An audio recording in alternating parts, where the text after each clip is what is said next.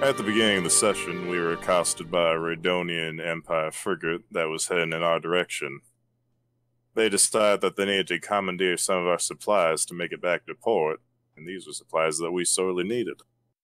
So Dorian and the Rambler took it upon themselves to try and convince the crew of their ship going into our hull that there indeed was a ghost on board. However, the lieutenant was not buying it and was about to have those two taken away, and that's where I stepped in to tell them that, no, they're fucking up my entire operation. And so they left and didn't take any of our supplies as far as I wrote down / remembered. This harbored some resentment with the crew, which I was able to smooth out with the captain. Then afterwards, Dorian and Rambler had a bit of a run-in, each trying to figure the other one out, as they had both used magic down the hole, but neither one wanted to outright say that they could use magic. So they're both a bit suspicious of each other. Then I spoke to Lady Lucinia about the possibility of one of our crew members being the thing that we saw previously on the ship. She then filled us in a bit on Starspawn and how they have a nighttime look similar to that of her cloak. Afterwards, as we approached the Apocalypse Reach, we were then informed that there was a sort of initiation ritual that we either had to endure or pay 5 silver pieces. I and the Rambler each decided to pay out a bit as we'd let the others have their fun. During this time, however, Dorian did not respond well to the hazing ritual and managed to knock one of the crewmen flat on his ass with a bit of magic, which, or at least something along those lines, which had the crew a bit shaken for a while. Adel attempted to step in for a red-haired woman on the crew during her initiation, which led to him getting punched in the face, if I recall, by one of the other crewmen. Afterwards, however, we were all partying, celebrating that we had joined the crew proper. Rambler told us all a story about his time as a follower of Tyr back before the Silence. And then, as we were doing this, and Adel and Dorian especially were partying it up, as well as Azazel, the ship's chef asked for apples from 2 of the crewmen, Barnes and Johnson, but they took 30 minutes down the hole, apparently looking for them.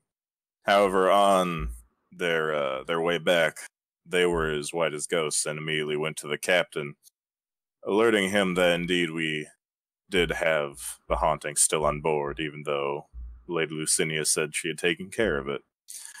And that's where we are, with Rambler and Dorian heading down into the hull, with Slim the captain and others in hot pursuit.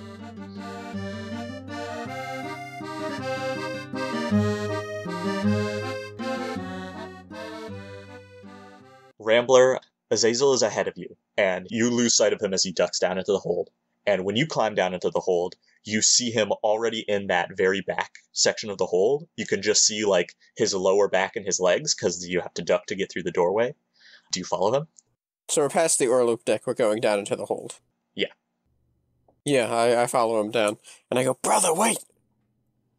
Do you duck through the opening to get into the very back aftmost section of the hold? So we're, like, where cargo is right now, and, like, the very back. That's, like, the small doorway. Yes. Right before we go, I'm gonna do an Arcana check to see if this is some sort of trick. Okay, cool. Just because I know Arcana stuff has been going on so far, I just want to make sure that this isn't some sort of illusion. I got a 20. Tell me everything. Not natural. It is not an illusion. You're in the clear. Cool. Do I... Got it. And he's just ignoring me. He is looking forward into the hold. Cool, I'm following him. And this is all in a split second. Following him in that split second. You duck in there, and you're right next to Azazel because it's close confines. And you look in, and it's kind of dark in here, but there's like one lamp that's lit and reflecting some like dim, flickering light. And you see Azazel, and then ahead of him, on the ground, is like a little carafe of beer and some ship's biscuits, one of which is spinning like a top, as if it had just been disturbed, and it slowly stops spinning and settles on the ground. And you hear like some noises and like bumping around, like someone was just moving.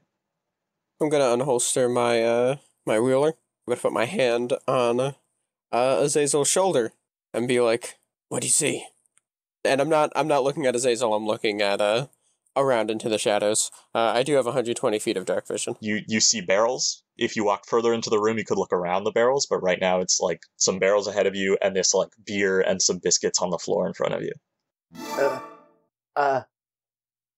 Nothing. There's nothing. There's nothing here. Then why'd you take off running, brother? No, I mean I didn't really have a reason. I just thought maybe like something needed to be checked out. They said there's like a ghost down here, and like I've never seen a ghost. And you have to do it alone. Well, no, not necessarily. I just didn't really like. It hasn't hurt anybody yet. I didn't really think it'd be that big of a deal. It looks like we know what happened to the apples, but yeah, it looks like they were just like having some kind of party down here. You think it was the two crewmates? Yeah. Why do you think they were just like sitting down here alone? I don't know. It doesn't really seem like they were lying back up there. I mean, other than just eating all the apples, but I guess that could have been it. Just doesn't all add up, though. I know something's off down here. I've been meaning to look into it, but been a bit distracted over the past few days. Seriously, though, you shouldn't come down here alone. Why? I'm not scared. It's not about being scared, it's about being stupid. What do you mean? Just asking for trouble. I mean, you yourself said the ship was haunted. Well, you thought the ship was haunted before. It might be. Just because it hasn't hurt someone yet. It might be haunted, you know, but I wanted to see the ghost. Also, Rambler still hasn't, like, looked directly at Azazel. He's still, like, looking at the shadow, seeing if anything's moving. Do you want to venture further into this back section of the hole? No, fuck no. Okay, Rambler's not going in by it. No. Like, he's... There are definitely, like, barrels and stuff blocking line of sight down here. Yeah, no, fuck no. Rambler's not investigating by himself. Here's... Brother, I think this is our best play. Go upstairs, we grab Slim, bring him down here, bring a lantern, get this place cleared out. Yeah, that sounds like a good idea. Why don't I'll stay at the door. I'll walk to the door with you. I'll stay at the door. You go get the Slim, and then I'll just keep watch, make sure nothing comes out. And if something does, I'll run immediately, and then you can go get Slim and the captain. Do I get the feeling I'm being bullshitted right now? As you guys are saying this, both of you make a perception check. Oh fuck, my perception is bad. Yeah, I got a nat 1. Oh, please give me advantage, no. Joe. Please give me advantage. I either got a nat 1 or a nat 20, depending on advantage. I got a 14. I'm so sorry, man. You don't have advantage unless you were working together, but I don't think you're working together on this. I feel like Azazel's working against me right now. So you got a 14, Azazel? Okay, neither of you notice anything. Nothing out of the ordinary here. It's just a hold. Cool. Oh yeah, I totally forgot. At the end of last session, I did cast what was it? Detect magic. So is anything popping up with Detect Magic down fam. Here? I think in one of the food barrels, there's something. You don't know what, but there's something that triggers your... I'm gonna put my hand on Azazel's shoulder and I say, "Look, I'm the one with the piece right now," and like gesturing to my gun, and I say, "Plus, I'm pretty sure you're faster than me. If you could run up and grab Slim, bring him back down, I think that would be better for both of us. No, you know how I am around Slim. I don't even want to interact with him. And he's like your friend. I think Look, if you should tell go him and get him. I came to ask for you, I think that's going to be fine. I really, really don't want to go get Slim. I don't want to be around him. And I shove his hand off of my shoulder. You guys, as you're saying this, hear, like, thunderous footsteps upstairs as, like, all of the crew starts to run down to the hold.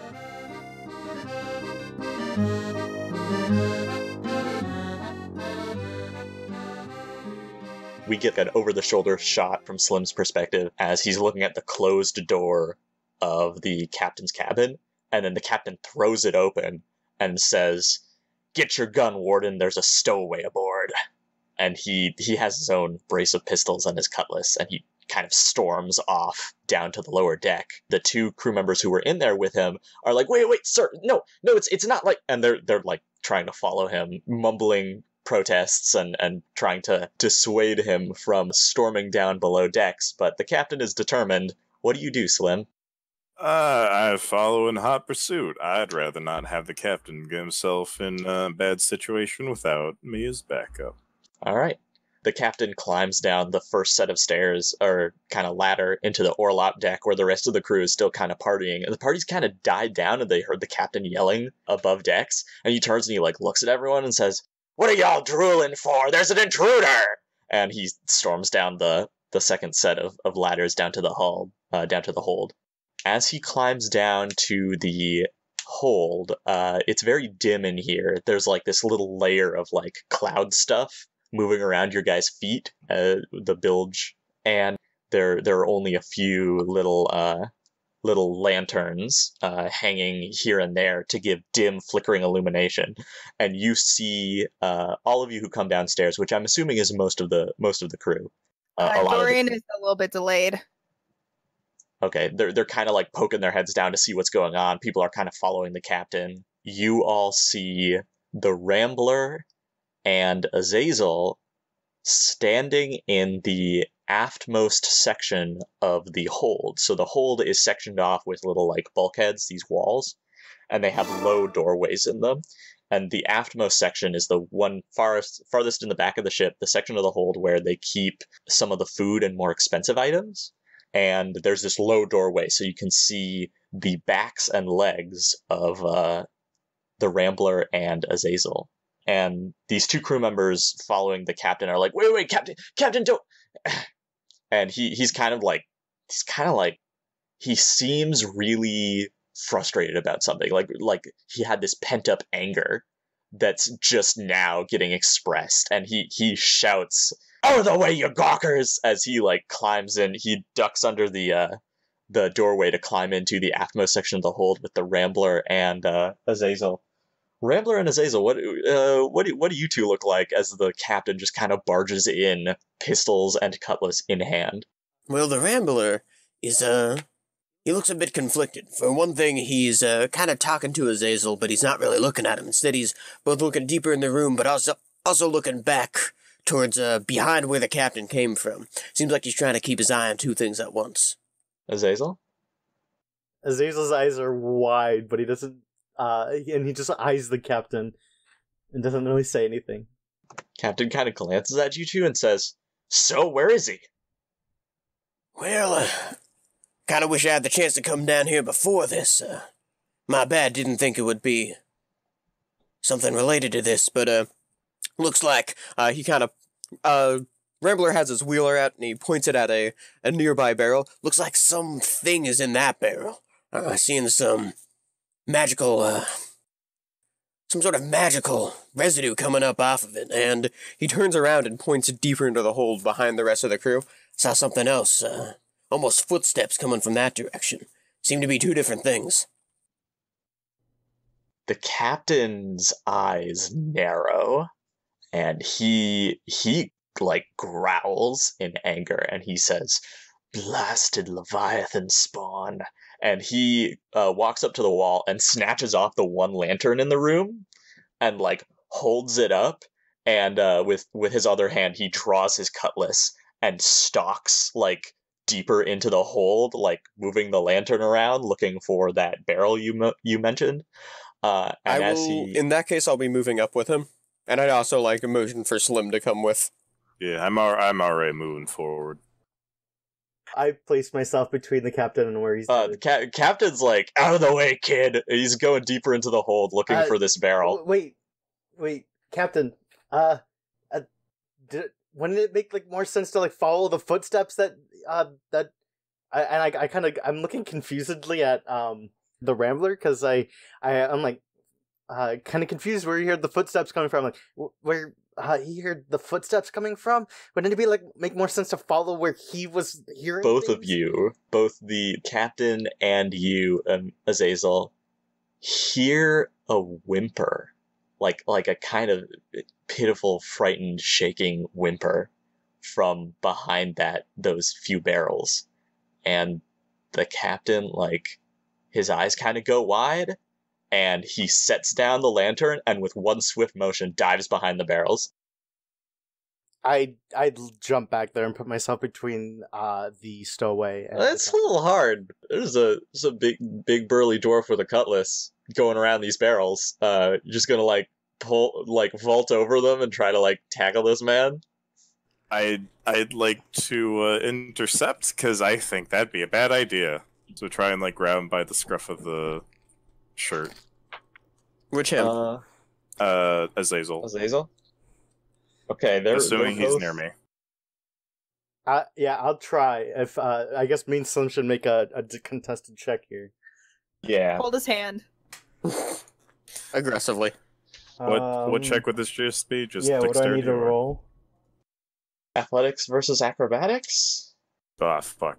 Alright, 17. here goes. 9. Because I got -1. What did you get, Jordon? I got a 17. Okay, so you succeed in dodging forward really quickly, but the next step is trying to stop the captain. Okay, what do I need to roll? Who's opposed athletics. Okay. To get in this dude's way. That's, oh boy, I rolled really well. That's a 24. Alright, well, he got a 14. So you dive in front of him and stop him. How are you that strong? I did not think of you as this. I thought of your character as a child. Apparently a child's got some fucking brawn. He's been eating his proteins on the ship. You lift weights? You endurance run or something? You leap over these barrels and somehow physically are you trying to block his way or overpower him? Block his way. Because he's going block his way, you said? Yep. Okay. Yeah, you just get yourself in front of him, he's out of the way, and he grabs you and pushes, and you just brace yourself and he can't move you, and he's like, hey. And then he stops and squints and says, you ain't hiding something from me, are you, boy? Well, at this point, would he be able to see? In the darkness behind you, there's definitely someone moving, but the captain can't quite make out what it is. He's got his cutlass. He's ready to fucking stab someone. You might be it.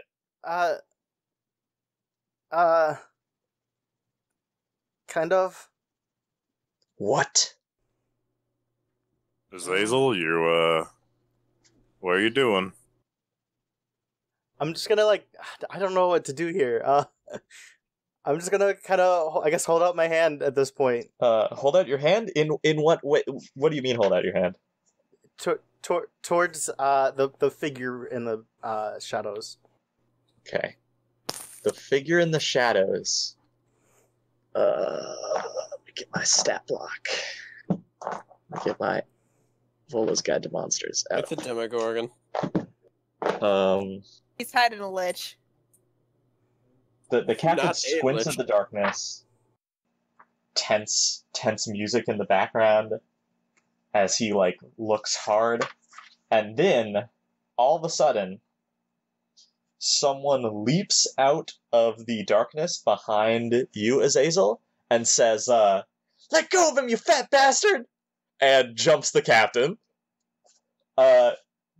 Somehow, some way, this small figure that jumps out of the darkness behind Azazel, pushes the captain, who probably weighs 200 pounds. And the captain stumbles backwards and then is like shoved into some barrels behind him that are knocked over.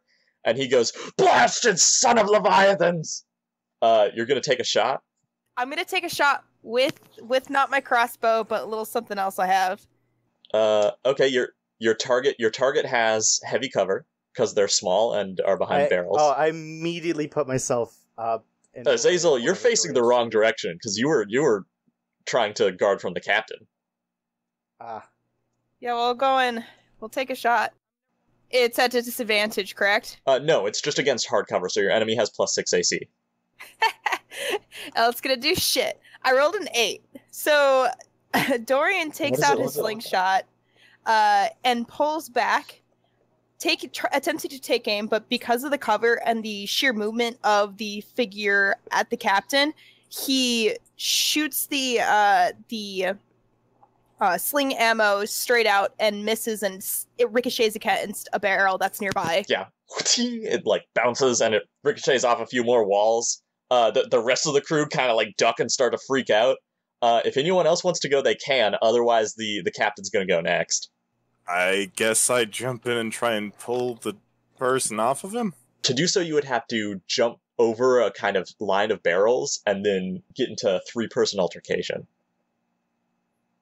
So I'm gonna say the captain goes next, and the captain he's.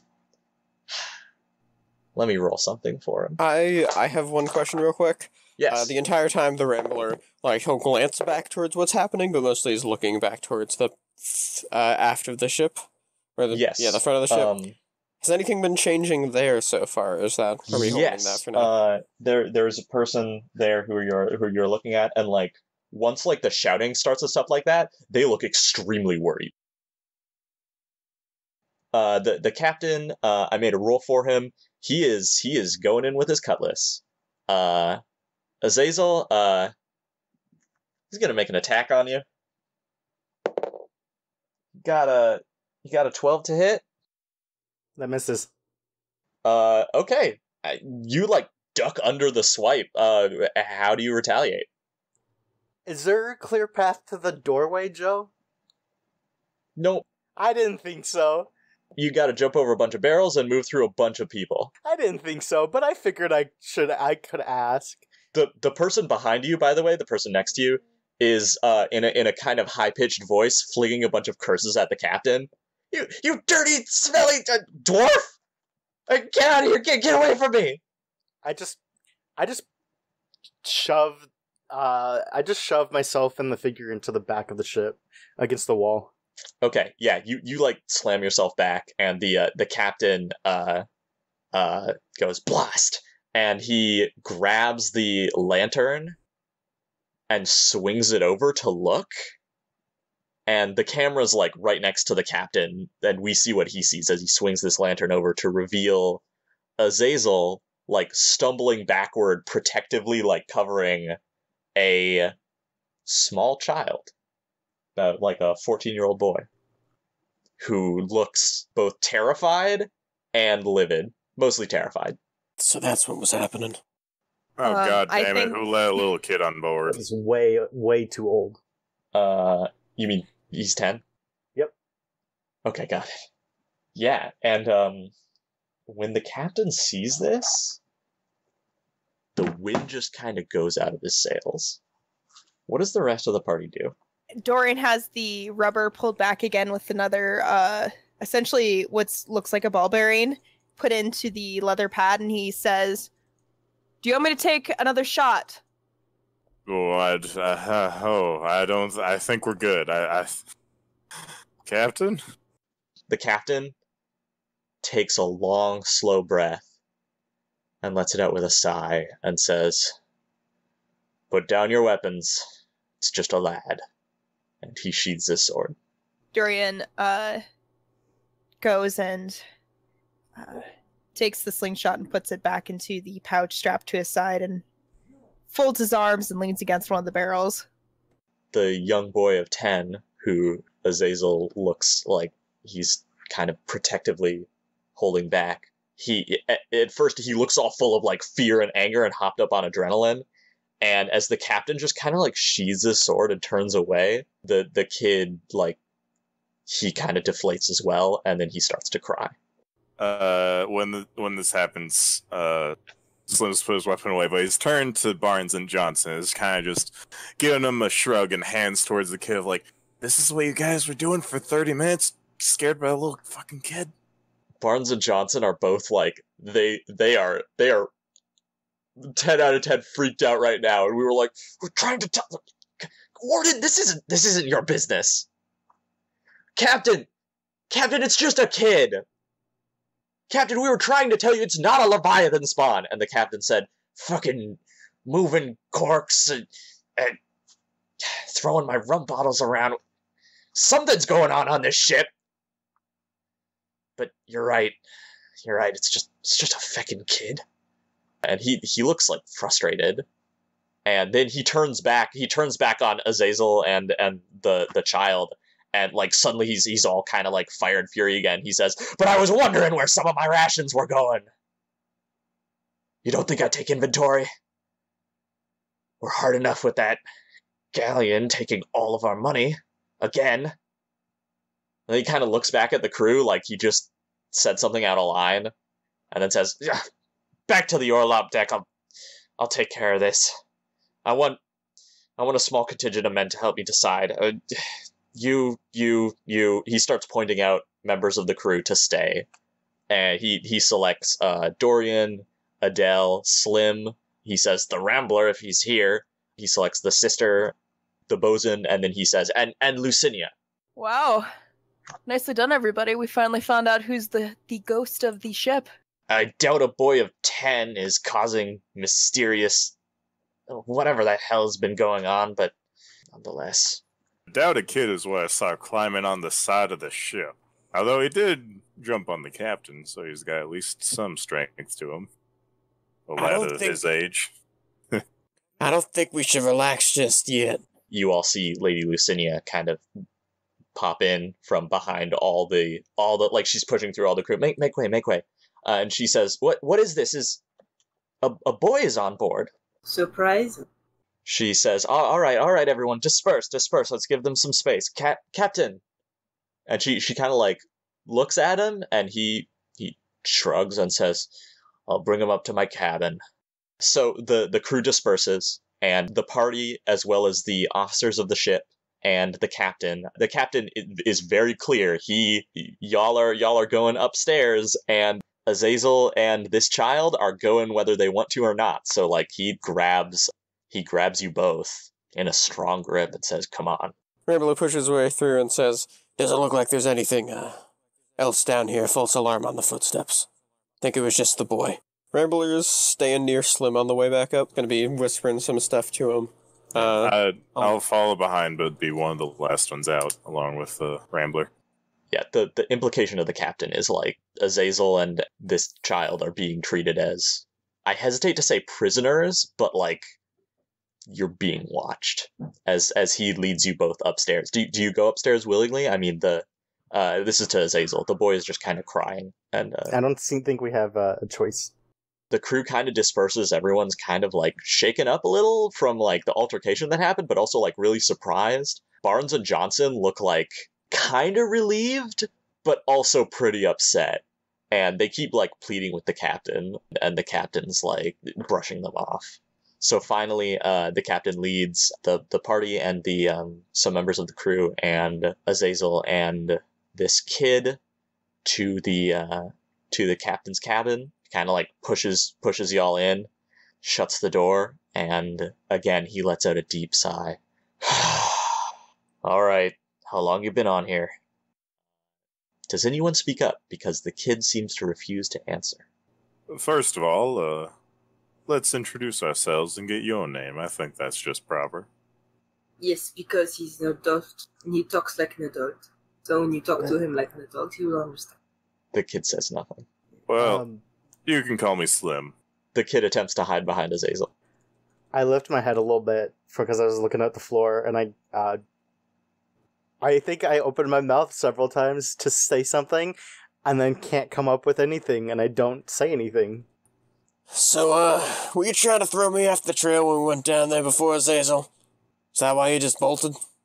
Looked like you knew he was on here. I nod. So sibling, younger brother, son? I nod when he says sibling. Doesn't look quite right, if you ask me. It's like you got...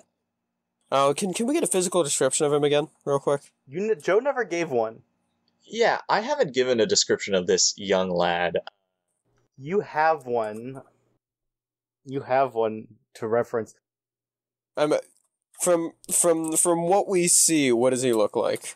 And how much of him can, like, how much have we been able to see of him? Has he been, like, stuck behind his ears so much that we've barely seen but an eyelash, or has it been... Have we had the chance to basically see all of him while he was being dragged up?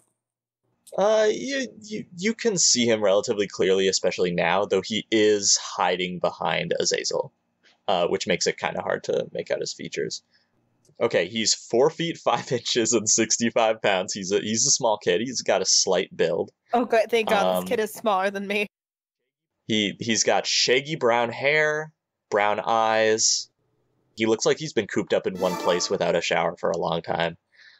Yeah, does this kid have any distinguishing features from like you do, Azazel? I think there's a scar that runs from down his right cheek from a knife. So it's like a smooth cut or a clean cut scar. Definitely bears a resemblance to Azazel here. He's wearing pretty simple clothes. He's kind of musty. He smells of rotten apples. Yeah, that makes sense. Spicy. So, like, just fairly normal. Skin tone, I'm guessing, is pretty pale if he's been... No, well, it's pale-ish for both him and Azazel have tawny brown skin, or tawny brown skin. They look like farm boys, right? Yeah. Well, Working so the way I've pictured them is they both kind of have for like a real world equivalent Latino based skin tone. Okay. Kind of a medium to darker version of it. Okay. So, why were y'all trying to get out of landfall? The captain pauses and says, "Oh, right, you've been here 11 days. 11 days eating my food. Have you had any fresh water?" The kid kind of shrugs. He says, "Fine." The captain, like, rummages around in a chest beneath his bed, and he pulls out, like, nice jug of water and sets down a cup and starts pouring it. He looks very frustrated. Meanwhile, Lucinia kind of pushes forward and says, all right, everyone, let's give him some space. This isn't an interrogation, is it?" And she walks, like, right up to the kid and, like, puts a hand on his shoulder. And then she kind of, like, leans down and says very quietly, so only Azazel catches this. She kind of whispers something to the kid. What she whispers is, "I didn't know you had a brother." He shrugs. The kid shrugs, but he doesn't say anything. Does what's his face say something about that? The captain? Captain didn't hear that piece. Only you did. Yeah, he didn't hear what Lucinia whispered. She, like, pulls out a chair and says, "You should both take a seat." There's only one chair? She pulls out 2 chairs. I'll sit down. The kid sits down too, but he scoots his chair to be closer to Azazel. She then turns to the rest of the party and says, "As you can see, he's not a very talkative type." I'm sure he'll open up as he gets more comfortable. It's like the motto of my entire life. Azazel, anything to say? I don't know where to start. I don't know what question to start with at this point. Well, we can always just start with why. The kid mutters, "Maybe with the docks." The docks? I mean, you know, how we got here. Oh, I mean, that's pretty simple. He just hid in an apple barrel. Yeah, wasn't that hard. And the captain curses and, like, slams his fist on the desk. And the kid just kind of, like, shrinks away and shuts up. Are those apples ruined now? It looks like a lot of them were eaten. Well, they were also starting to rot. You can't keep apples for a week and not expect them to be rotting by the time you get to them. So the kid just kind of like shrugs, and the captain says, I don't have the funds for this. Oh, by the maker. The way I'm seeing this is, well, we lost a fair amount of food. Because you didn't tell us you were bringing your brother aboard. So, might have more sympathy for your situation if you tell us why exactly you felt the need to bring him along. Just needed to get off of, out of Port City and off of landfall. And is there a reason for that? Come on, brother, you gotta give me something to work with. You wanted by anybody? There was gonna be a warden on our trail. And I kind of glare over to Slim. A warden? Lucinda also gives Slim a look. So y'all did something you shouldn't have. No. We didn't do anything wrong. The boy fidgets, looks uncomfortable. So then what happened? Just been a warden after us. Warden seek out magic, so... Lucinia says, perhaps that's enough for now, and kind of like motions for the two of you to stand up. I think that the beast decides when it's over. It's his ship after all. The beast is kind of leaning on his bunk and toying with his beard, and he's kind of glaring into the distance. Captain, ships, I mean, he can stay, right? Like, ships have hands, or deckhands, or, shipmates, I don't know what they're called. You've been here for, 11 days already? You should know what they're called by now. Cabin boy? Yeah. Well, we don't have one of those.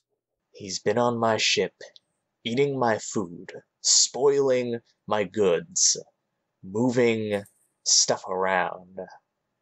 I hear ghosts in the hold and witchcraft at night, and it's a kid. And now you want him to come along as a cabin boy. We didn't pack the provisions. We didn't... Well, for the most part, he's just been eating food that I brought along. He's been eating a whole lot of the... God damn it, Azazel! You should have told me. I didn't think you'd let me on if I told you. Oh, we'll have to decide what to do with them. Without them in the room. Lucinia, take these two boys outside. Keep an eye on them. And she says, Azazel, come with me. And she kind of motions for you two to walk out. I follow. Okay. Once you guys are outside, the door is shut. You're out of earshot. Back in the captain's cabin, the captain goes and slumps in the chair and takes a long drink of the water he poured for the kid and sets it down and says, So, what? Do we drop them off next time we make port? How bad is our current situation in terms of stock? He sighs and rubs his temples and says, Look, I didn't want to tell you a lot of this, but when that Navy ship swept in, the captain had me pay a bit of a toll, so we're low on funds.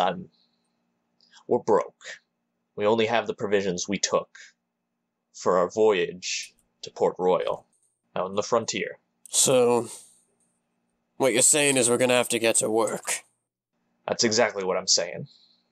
Should maybe take 2 weeks, maybe more, depending on the weather, to get to port at this point. That's how many provisions we have, maybe less. We need to find and take any ship we can. Unfortunately, many of the ships out here are, well, the best ships to loot are Carthaginian trade galleons, shipping back gold and silver and spices back to landfall, but they now travel in convoys with escorts of warships. We need to find a merchant vessel alone. It can be done, but look, I thought there was some creature on board screwing with us. When I find out it's some boy, what are we supposed to do? We can't just throw him overboard. No, that would be bad, especially for morale. Haven't really heard much about what everyone else thinks of this. Well, best I see, we don't really have much to do until then. we can decide whether we want to drop them off or keep them on when we get to port. But for now, I say we just find them a place to stay. Figure out how to best work with the provisions we got. I'm still not entirely sure that there isn't something afoot on the ship. A kid probably wasn't responsible for those ghost stories, at least some of them. Did you hear about floating nutmeg with the cook and... I can keep investigating into that, but if that boy's wanted by wardens, then could be he does know a way about magic. Tends to be why they start going after people. The captain leans forward and his voice gets even lower and quieter. And he says, that would be a very strange case. Most of these cultist types, they have to refine their craft for ages, and they can only cast one spell. Well, it takes time. It's just magic, just having stuff happen like this. It's nearly unheard of. And from a boy, it makes no sense. And if it was true, is he some child of Leviathan? Some cursed creature? Well, we don't really know much about them. Either where they come from, their families. It could be that their parents were cultists and they were just wrapped up in it. It wouldn't be too surprising for me if some parents went a little crazy and protecting their kids, tried to put some sort of spell on them or something. The beast kind of frowns and rubs his eyes and says, I don't want to have to execute a kid on my ship. Oh, I certainly don't either. There's just one thing to keep in mind. If we're found to be harboring someone wardens are looking for, could spell out trouble for us. So, whenever we go to port, if we're planning on keeping him, we're going to have to find a way to disguise him. And if we're not planning on keeping him, then gotta give him something that might be able to help. Well, depends on how nice we want to be. Adel, Dorian, our two spokespeople for the crew. What do you two think? Why not play it by ear and just see where it takes us? Maybe this kid is more useful than he seems. I think it's a little ridiculous that we're all here very serious about a child on board. But if it's that serious, if you really think it's that much of a deal, I'd say don't be worried. What's the worst he could do? Punch you in the shin? He's still a drain on our resources, and if what I'm hearing could be true, who knows what he's capable of? When there's magic involved, even the simplest things become dangerous. Well. Like floating nutmeg? I mean, what doesn't matter is... doesn't really matter if he can do magic or not. It matters if wardens are after him. Right. We are already going to be wanted men. It's only a matter of time, once we start making plays. But for now, the Queen Marie is a sovereign vessel. She has all her papers in order. She's a trading ship delivering letters, so... yes, negative attention like that isn't the best. Luckily, the Warden's reach falters a bit once we get to the frontier. They're more spread out. They're easier to thwart. Still, I don't like it, but it looks like we're stuck with him for now. Whether we want to or not, he's part of the crew for the next few weeks. We'll at least make him feel at home. If we're going to abandon him in port, it's the least we can do. All right, are we in agreement? We'll treat him like a member of the crew until it's time to make port. When she pulled you outside, Lucinia closes the door. The first thing she says is, I am so sorry. To both of you. I didn't think, well, I thought you could make it work. You were doing such a good job. Some guys got in the apple barrel. I mean, I couldn't hide anywhere else. And he looks up at you. He's worried you're gonna scold him or something. I vomit over the side of the ship. Suddenly very ill from anxiety. You. Lucinia just kind of waits patiently and says, well, oh, they may wish to drop you off when we make port. The captain did seem pretty displeased. I'm pretty sure he thought you were cultists, which you aren't, right? No, we're not. And we've never had anything to do with that. Lucinia says, good, just double checking. So, until then, it will probably be at least 2 weeks to port, so you're part of the crew.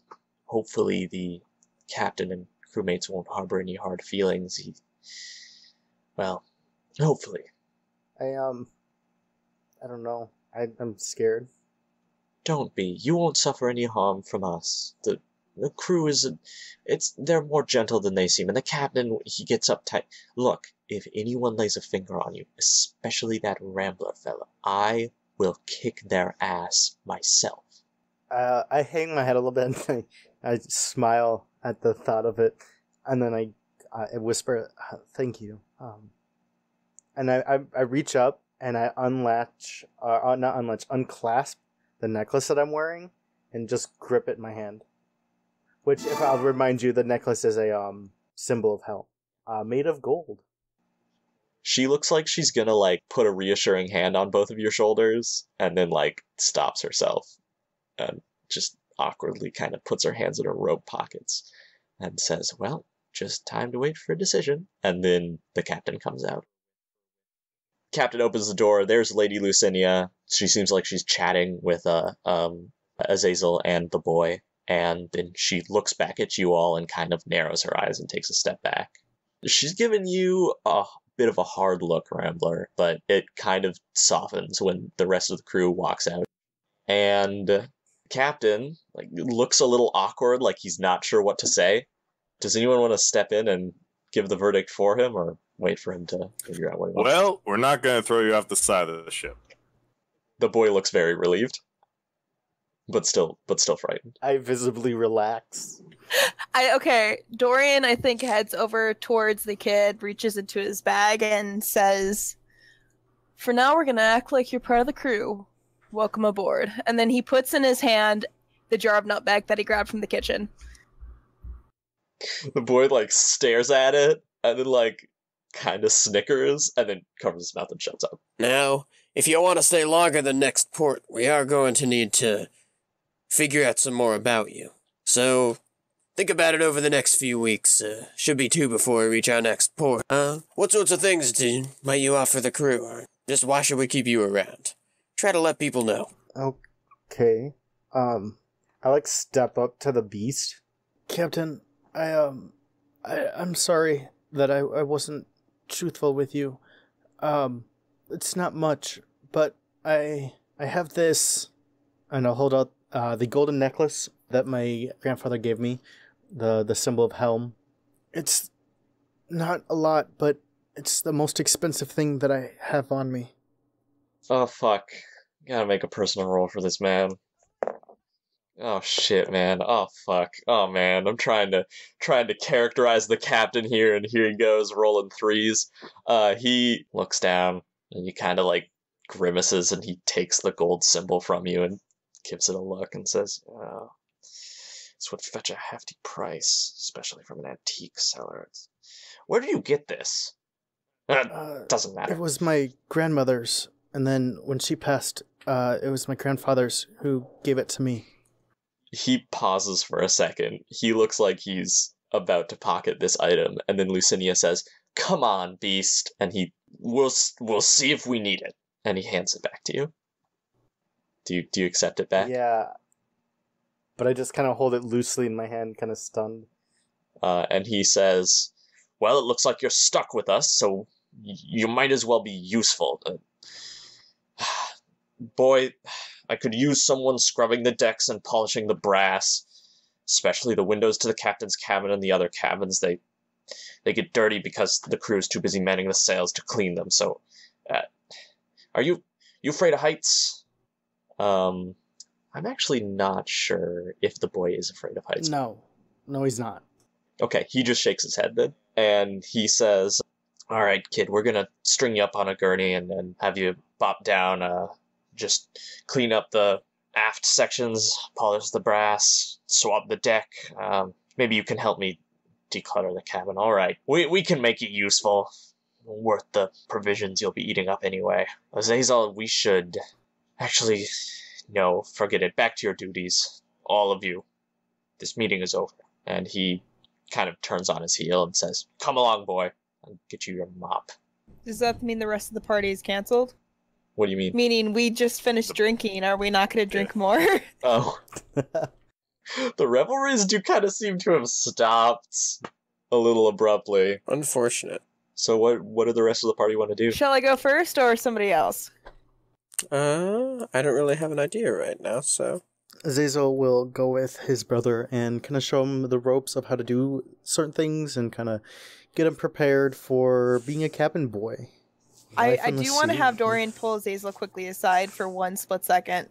He is going to kind of like... I don't think he knows about the touching thing yet, so he's going to kind of reach out for his elbow to kind of stop him from moving for a moment. I jerk away as soon as your hand touches me. What? And please, don't touch me. I've said that now a couple of times. What? He looks a little surprised at that, but puts his hands awkwardly at his sides and says, "Is he the reason why you came back to bed so late one night?" Yeah. I would just, whenever I wasn't on watch but wasn't ready to go to sleep, I would go down into the hold.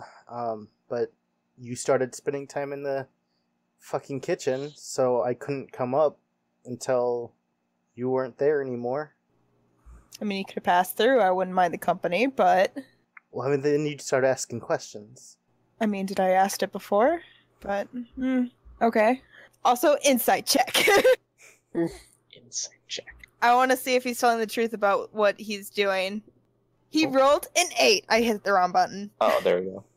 An 8. I mean, it seems like he's telling the truth. As far as he can tell.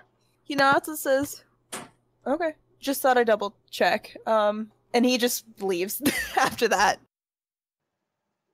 If the rest of the party doesn't have anything they want to do, it's just back to business as usual. I mean, I do. Well, I have free time. Business as usual. What are you doing, Dorian?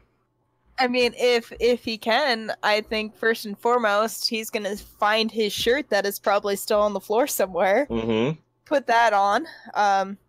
Adjust his hat, and maybe if they don't have to like immediately go back to work, he would like to go and slink down into his holding to go and check out a particular book after grabbing that from his chest. All right, I can tell you maybe after the session a bit about how strange the act of reading that book is.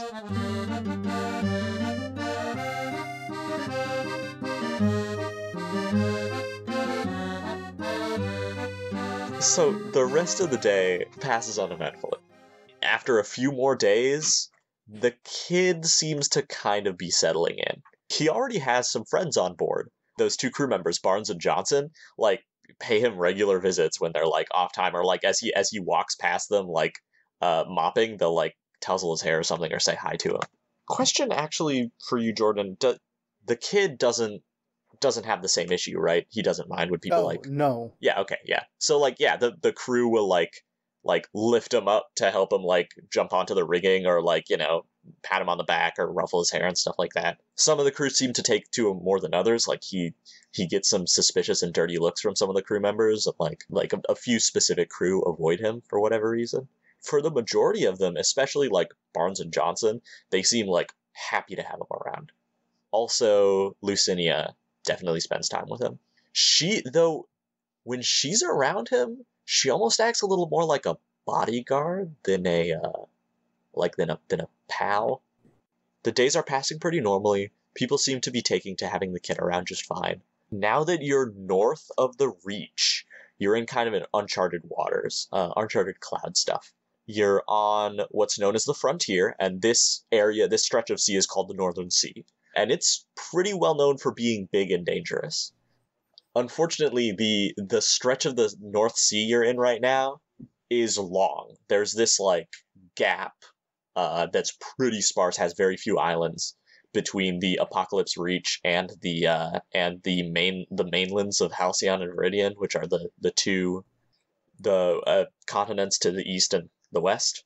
And you guys are headed to Halcyon, which is mostly inhabited by Radonians. So to get there will take maybe 2 weeks, but wind and especially weather can thwart ships in the North Sea. This place is known for what appear to be subtropical storms. And about 4 more days into your voyage, you start to sense the signs of one. To most of the party, it's probably unfamiliar, kind of the like different coloration of the sky in the morning, the like feeling of like pressure alterations, the wind starts changing. In the distance, the clouds above you start to get darker and gather. The whole crew begins to get on edge.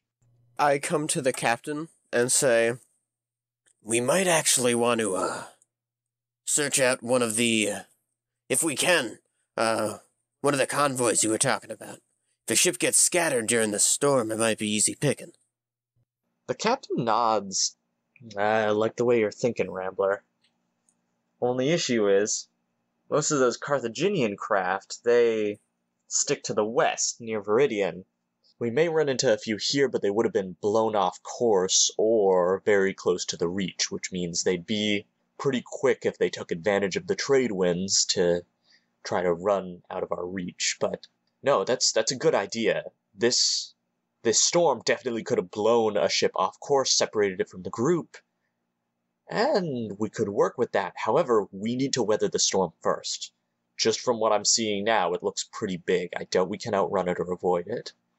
Storms up here in the North Sea, they can be ship killers, Well, we'll see what we can do, and afterward I'll call upon my navigators to see if we can trawl for any ships that may have blown off course. Sounds good to me.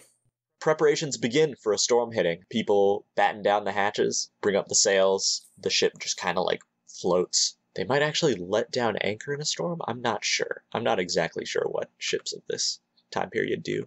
But you all get ready to do your best to get through it. Does anyone do anything specific to get ready? My dinghy, I grab everything that seems pretty important out of it, as much as I can. First off, fasten everything down, of course. Slightly afraid that I'm not going to be able to take everything with me, so I'm going to put as much as I can into, like, a chest and haul it on board. Actually, it's not... Your boat is bigger than a jolly boat, so it's really hard to do this, but the ship crew do, like, hoist it onto the back of the ship with ropes and secure it, so it's no longer in the clouds. The storm is soon upon you, and y'all are going to need to make some rolls. I actually want to put this in your guys' hands and ask what the party does when the storm hits to try and help the crew, allowing you guys to see if you can argue to make use of your best stats or skills to try and make things work. Of course, you'll be called on to roll, and if you roll well, you'll help the crew weather the storm. If you fail, things will start to go wrong. What I will be doing is I will be trying to, come on, brother, fasten down that hatchet. Not a hatchet, but, I'll be trying to, talk through, helping the crew members, encouraging words of wisdom. Okay. Or, relaying information, maybe. Yeah. Yeah, that's a better way of putting it. Alright, make a charisma check. Just like charisma, or...? I think persuasion is appropriate for ordering people around. Okay. Probably should have done performance, but my bad. Only a 9. So you're hollering, you're, ordering people to do this and that. You see a line has, been, come undone and is kind of, flapping around. And as you watch, it, whips around and hits someone. And it's like getting hit by a whip. You see blood splatter into the rain as they, kind of fall backward and go limp. And do you shout to someone, get that line, or do you go for it yourself? I'm gonna shout to someone to get that line. I'm pretty sure that I will not be able to fasten it down myself. I'll leap up and try to grab it. Try to save it. Okay, yeah, you're coming in. You make a roll to assist. This sounds like athletics, and I already know that you're really fucking good at it. So you want to make an athletics check? That's 17. 17 plus 6, so 23. Yeah. Wow. Okay. Yeah. You fasten it down, and you get it tied down pretty good. Behind you, you hear a slam, and you see a crew member fall from the rigging where he was just finishing tying up one of the sails, and he falls from the rigging and gets his foot caught in a rope and slams into the mast. And as he's hanging limp, you notice that the rope, you could untie it from the spot it is right here, but you look down at it and there's this really fucking complicated knot tied onto this line. Oh shit. It's like one of the spars to like keep like the mast upright, and this man is like swinging from the line where it's like caught around his foot, and he's slamming into this mast, and if you don't do something, he could die. But this knot is fucked, dude. You don't know who tied this, but it's complicated. How high up is he? The guy you're worried about is about 20 feet above you. I'm gonna start climbing up to him.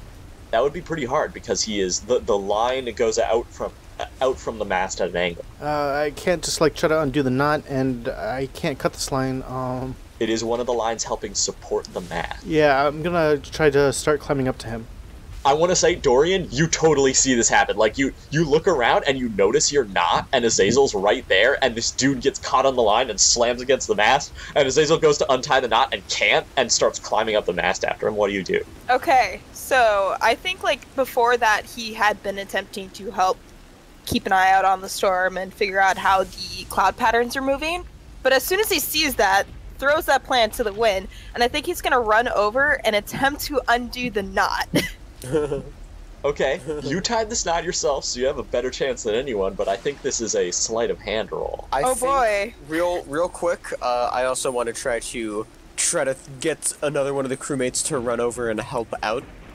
Using just basically trying to tell someone who seems to not be doing something as important, be like, someone's life's in danger, get over there.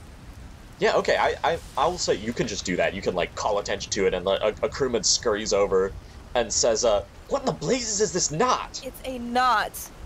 I can handle this. Go over there. The guy, like, runs over, and he stumbles into that crewman I mentioned earlier who got whipped by the loose rope, who has this, like, he's bleeding, and, like, the waves of cloud stuff are splashing over him, and he's just kind of, like, on the ground coughing, and this crew member, like, grabs him and starts dragging him to safety, or trying to drag him below deck. Okay, so I rolled. So Dorian, like, I like to flavor this, like, that guy, I feel like, was kind of breathing down his neck. This is how Dorian is interpreting it. Breathing down his neck and is distracting him, and as he's attempting to undo the knot, it's getting worse than before, because I rolled a natural 1. Oh, no. Oh, wait a minute. Oh, You tie your hands into the knot. Yeah, okay, this is great. You cannot untie the knot. Like, you're trying, and you're like, shit, how did I do this the first time? And you're trying, and then you hear, like, a banging noise behind you. Azazel, you've climbed up to, like, grab this guy who's, like, hanging off the line. You can see that he is currently unconscious and bleeding profusely from the head. And you start trying to, like, untangle him. He's tangled up really good. And then there's a flash. Blinding flash, and all of the hairs on your arms and legs and back of your neck stand up, and you feel this like weird lightness in your chest, and then lightning strikes the mast. I'm gonna need you to make a dexterity save. 9 plus 5, 14. 14, okay. At the last minute, you realize this. You need to let go of the mat. You need to jump down like 20 feet to avoid this lightning. Are you gonna do it? Can I instead... Are you gonna abandon this crewman? And, feel free to say no to this, because it's probably a big old no. Can I instead try to kick off of grab his body and kick off of the mast to move both of us away? My dude's leg is caught on a line attached to the mast. But it, like, swung him, and he hit the mast. Yes, he is swinging around. The line is still attached to the mast. Actually, the little thing about it... I think the answer is clear here. You gotta cut his leg off. I don't think the rope would conduct electricity the way the wood of the mast would. Yeah, here's another thing I've neglected to mention. The lines are all covered in pitch and tar. It's a risky play. So, I guess, how far off of the mast can this rope go? I should describe it better. The rope is anchored at 2 points. One at the top of the mast and one down by the, cleat where Dorian is trying to tie it, or trying to untie it. This line, the dude's foot was caught in it, where he hit the line and the line is taut, and then his foot twisted in the line, and it twisted into a loop, and is now really tightly around his ankle. So he's swinging around, but the rope doesn't really move. I have a quick question. Yeah. How bad would it be if I try to cut this thing? Could contribute to the mast being easier to knock over. So here's the thing: the lightning's already struck, and so I got to do something right away. And my instinct, oh yeah, you're right. My character's instinct would be to try to shove both him and the guy away from the mast. So that's what I'm gonna do, regardless of whether or not that'll actually work. Yeah, okay. Make an acrobatics check. 17. You leap off, and I assume you grab onto either this guy or the line that he's hanging from to get you both away from the mast. Yeah, well, I'm grabbing him and then kicking off the mast. Okay, so you're basically swinging on him with his anchor point being his ankle on the top rope. Yeah, that's currently the situation.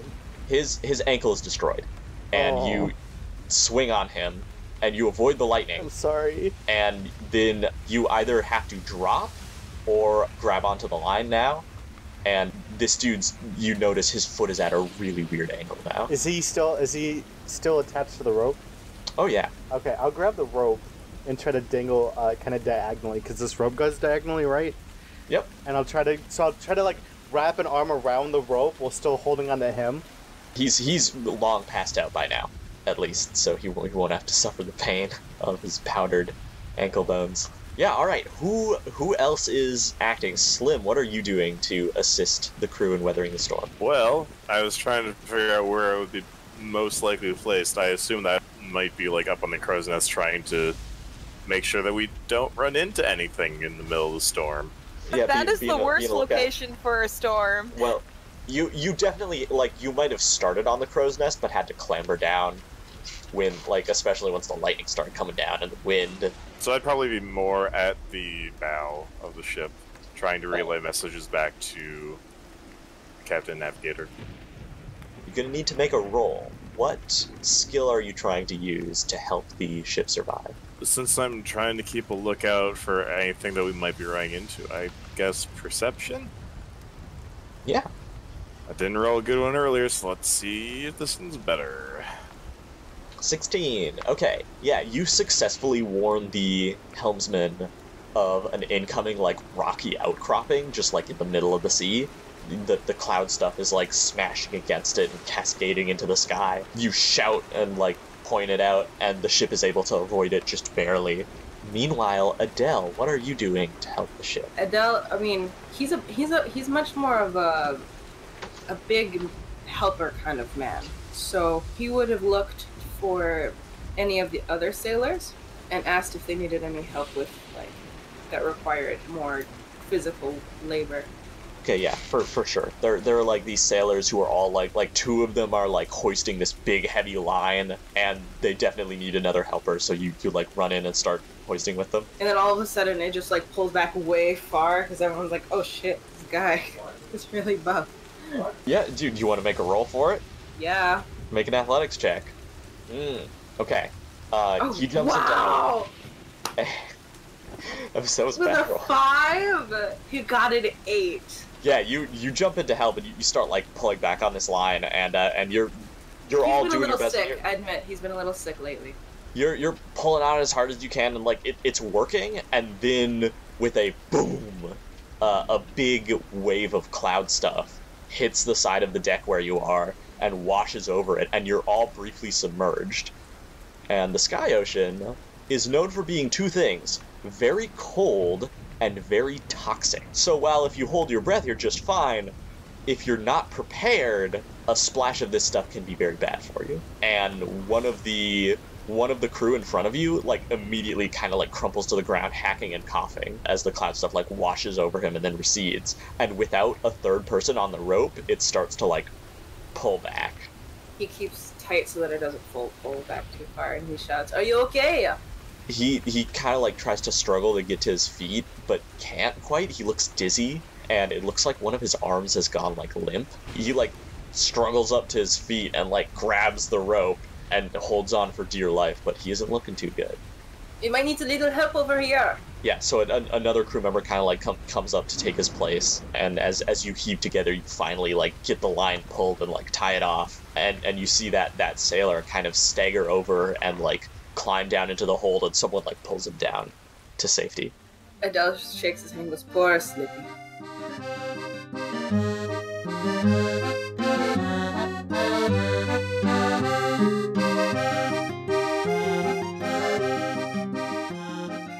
Hi, hello, and welcome back to Tempting Fate. I am your imaginary friend, Jordan Paige, and I play Azazel, and I'm the primary editor. Slim is played by Eliot Waters, and the Rambler is played by Max Landy. Adel is played by Tori, and Dorian is played by LeeAnne, and our dum-dum mister is Joseph. Once again, thank you for tuning into our show here, and if you are enjoying it, please leave a review on your podcast listening service of choice, and consider following us over at Tempting Fate Pod on Twitter. The atmospheric audio that you will hear throughout the episode is from tabletopaudio.com. We post once every 2 weeks, and this episode's going up on the 5th, so we should see you on the 19th. Once again, thank you for listening, and I hope you enjoy the rest of the episode.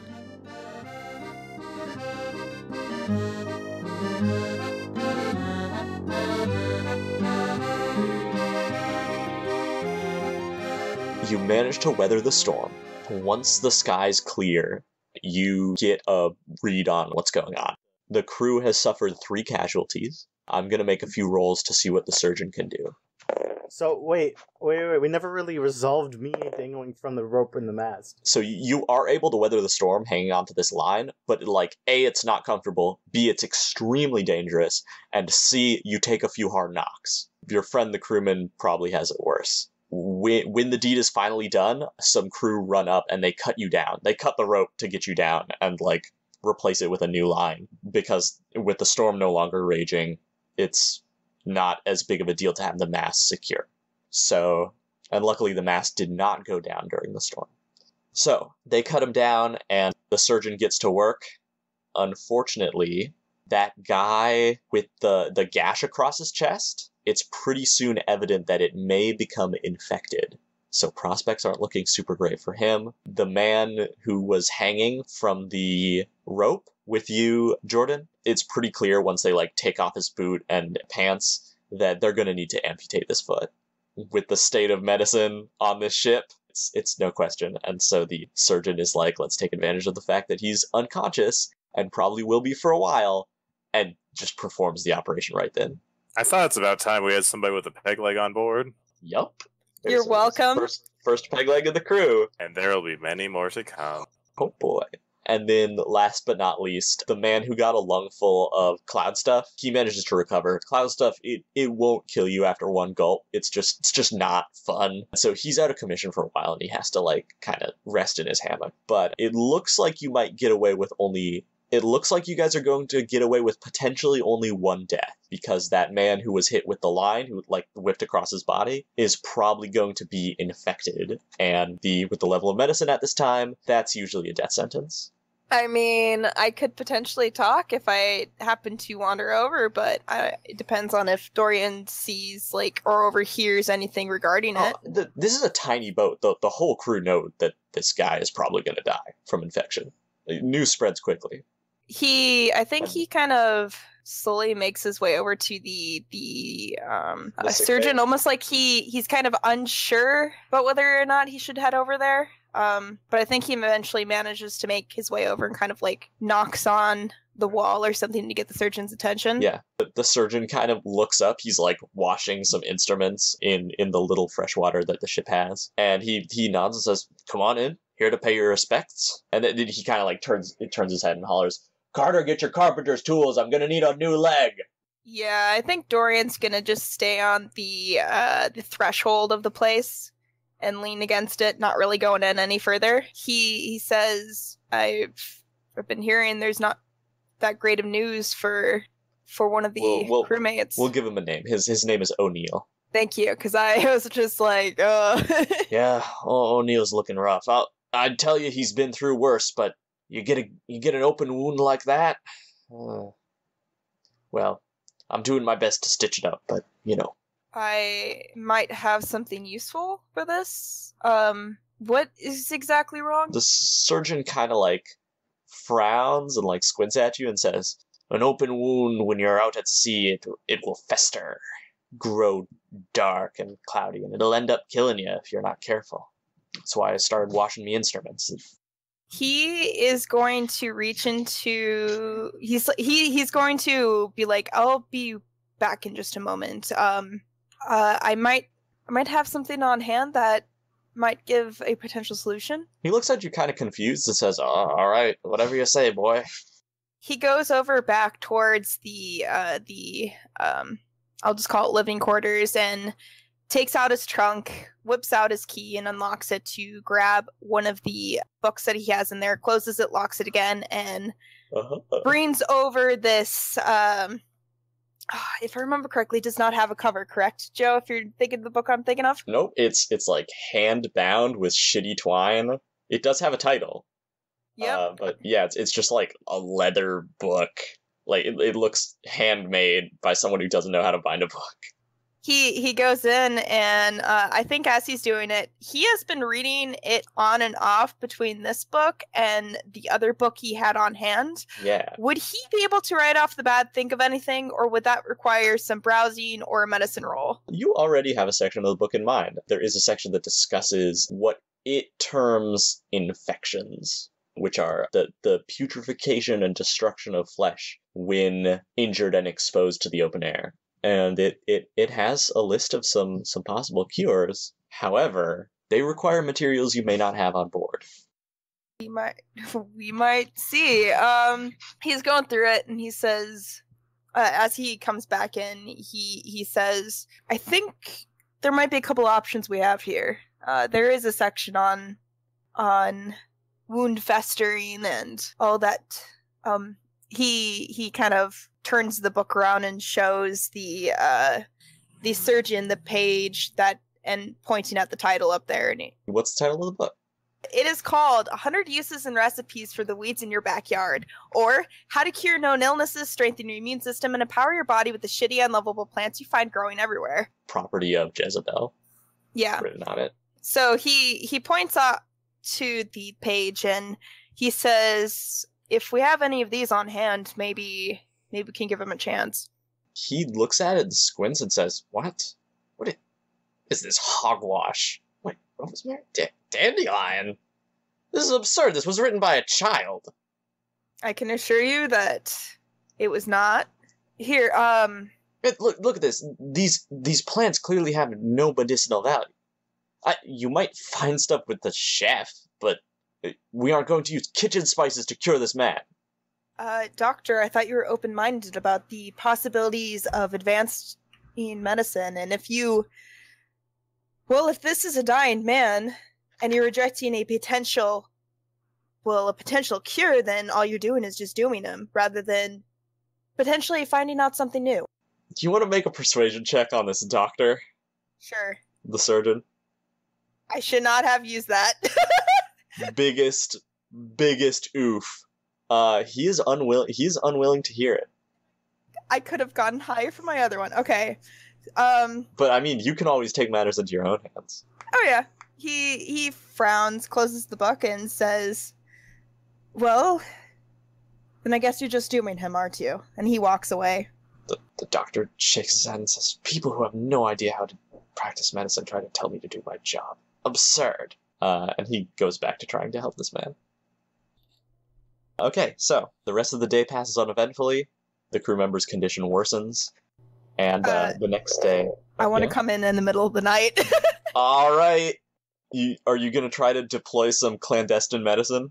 I mean, I do have some things on hand. Do you have... I have an herbalism kit. I don't know if that means you have the herbs, though. No clue. We'll see what's in it. Otherwise, otherwise, he might have to raid the kitchen. We'll see. Yeah, let's do it with a roll. Make a medicine check. Okay. Well, this will be interesting. If you're successful, you're able to find what you need. Otherwise, I might improvise. We'll see. Might as well try something to save his life. Are you... Okay.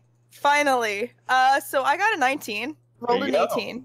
There you go. Yeah, so you're like looking through the book and you're looking at like the plant names, you don't really recognize them, but you see like a picture of the plant, and you're like, oh yeah, I know what that's like. And you look through your herbalism kit, which honestly I think is just like your herbalism kit consists of a myriad of things, but like one of them is like a book in which you like flattened some plants that you liked. You just like press them in the book to keep them preserved, and you like pull one of those out and you're like, oh shit, I need this. And like some of the rest of it is just like weird like. Can I have a flower suggestion? Oh yeah. Echinacea. It is also known as the purple coneflower. Maybe you have some of that like pressed in one of your books. Yep. And he essentially uses his mortar and pestle and starts preparing it in a way that could act as one of the descriptions in the book as an all-purpose infection fighter. So you follow the instructions in the book. It actually does require you to boil some water and make an infusion. But I think like you go into the galley as the cook is cleaning up from dinner, and he just looks at you, and he's so familiar with you at this point. He's like, take whatever you need, and lets you do your thing. So you can like boil some water and make a plant infusion with no issue. And in the middle of the night, you serve this crewman some mysterious tea, and the next morning, his condition improves against all odds. I think it would be more, a poultice would make more sense. Yeah. For fighting infection. But Dorian does not say anything to anybody about what he did. Yeah, the next day, the surgeon is very, very happy, but also very pleasantly surprised that his patient is doing better. Says, oh, you're a strong one, O'Neill. Well done. Pats him on the back, and O'Neill's like, okay, yeah.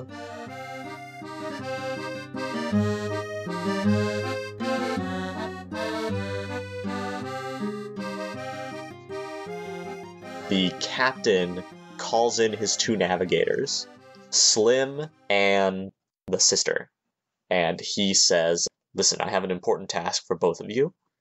Tonight, I want you to use some star finding and my charts to try to see if you can figure out where another ship caught in the storm may be blown off course and whether we were blown off course. I need to know that with that storm, as it was coming from the northeast and going to the southwest, had intercepted any common trade routes and perhaps could lead us to some disoriented targets. Are you up for the task? Aye, Captain. So with the sister's help, you both need to make a navigation roll. Now, navigation isn't really a skill. I believe you can just use your intelligence modifier. And this is like, and you get advantage. And this is you like studying an astrolabe, like watching the stars, checking charts and maps, testing wind direction, all sorts of stuff to try and find out where you might need to go. Alrighty. I'm just gonna double check, make sure I don't have anything in Natural Explorer that would specifically help this. Actually, this wouldn't have to be intelligence. This could be nature or survival. I prefer that. Because at least I have a bonus to it. So, survival check with advantage. Here we go. Alrighty, 16. 16. Okay. It's not terrible. You do realize you've been blown off course. You order the captain to change course. And you double check your charts a bit, and you're like, well, if there was a hypothetical fleet, it would have gone in this direction and this direction. And finally, you find a course that makes the most sense to you if another ship had been blown off course in the storm and damaged. They would have gone to a small chain of islands to the south of your guys' actual location. So it's closer than where you guys are headed. So it's kind of on your way. You'd have to go out of your way, but only a little bit. And this small chain isn't really named on the map, but it is dry land.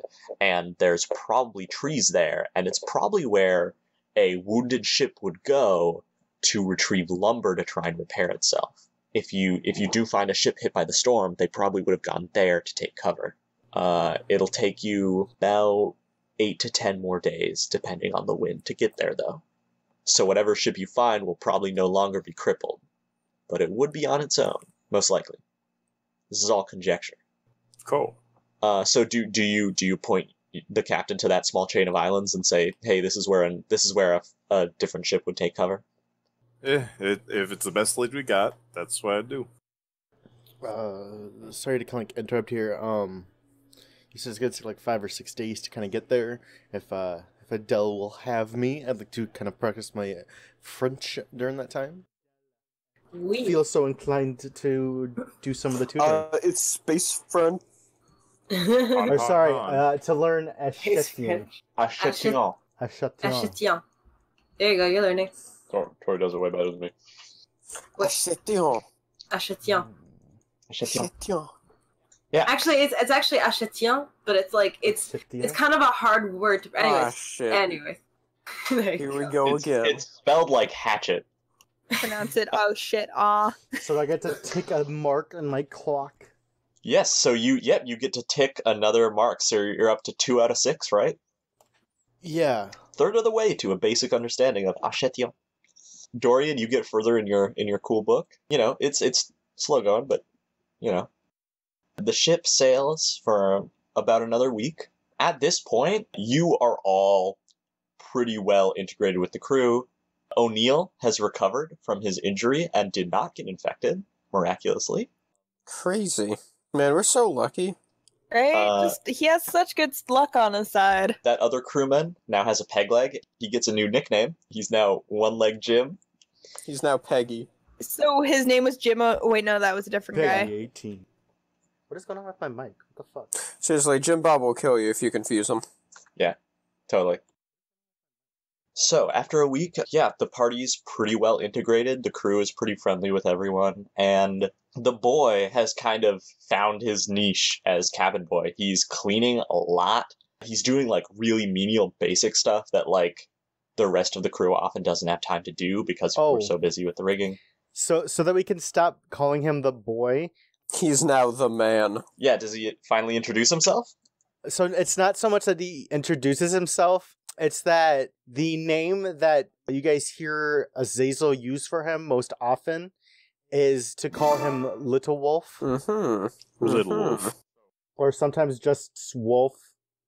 Or just Wolf sometimes, but most of the time the it's rest Little of the crew Wolf. just start calling him Little Wolf, or Wolf for short. And he answers to it, like if you say like, hey Wolf, he'll come over. And yeah, he doesn't talk much, by the way. Really, kind of the only person he says more than like 3 sentences at once to is Azazel. More time passes at sea. Rations are getting a little thinner. You're getting fewer biscuits sometimes. Sometimes the gruel that the cook serves you is pretty thin. I'll start sharing some of the beef jerky that I had packed away and was feeding my brother so that he wasn't eating a ton of the rations. I'll start sharing that with other members of the crew. The crew's very grateful. The cook is highly suspicious and wants to know where you got it, but he accepts it. The Rambler eats a fair portion of it as well. He loves the jerky.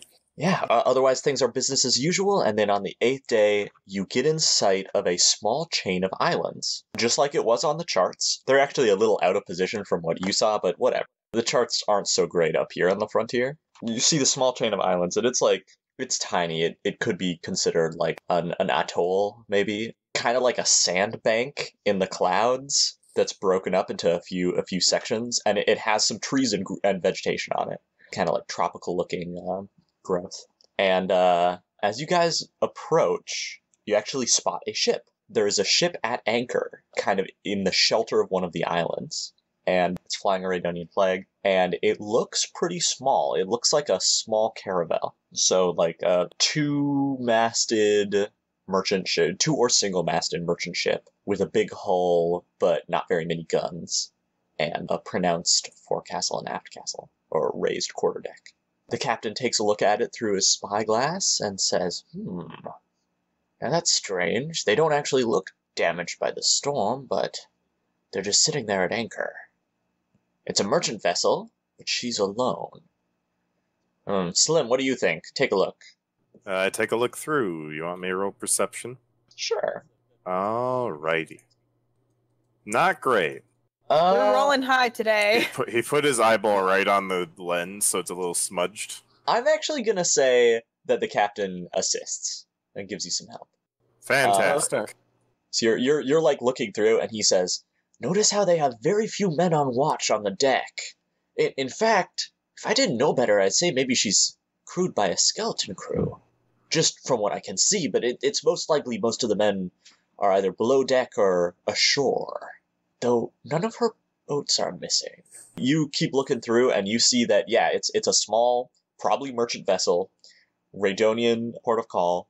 It's low in the water, so it is heavy with goods. Its hold is full, or it has a lot of heavy stuff in it. And yeah, you see like 3 to 4 people on deck keeping watch. Not enough. If I didn't know any better, I'd say this was too good to be true. Does look like easy prey. Would I know if any of the like frontier lawmen or wardens would possibly use bait? It's not a tactic you've really heard of, no. Okay. It might be the tactic of some like cleverer captain, but it's not in the doctrine of like the Royal Navy. Yeah, so it's not orthodox. The captain says, "I hate to say it, Slim, but we're desperate. I think I'm going to take it." Alright. I'd say we just take it nice and slow.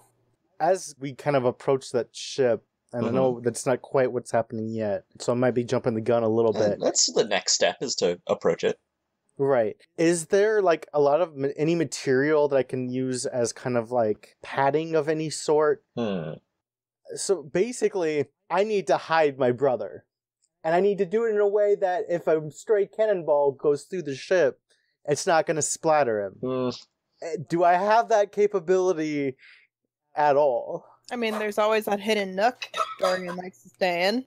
But like if a stray cannonball hits that, it's still going to splatter you. So like I'm trying to ask Joe if there's any kind of fortification I can. When it comes to a cannonball, there's not really anywhere on a ship you can hide. The best padding you could have would be sailcloth and rope. I mean, yeah, they're better than nothing. The real danger with a cannonball are the wooden splinters that come through when it blows through the hull of a ship.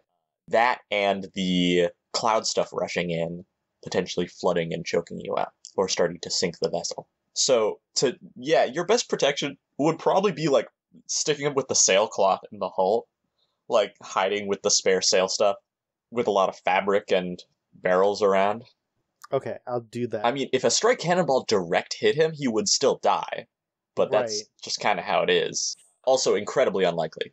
Yeah, so I'll do that. I'll get put him in with a lot of that padding, and I'll stick it over him and try to basically cover him as much as possible, so that this cannonball.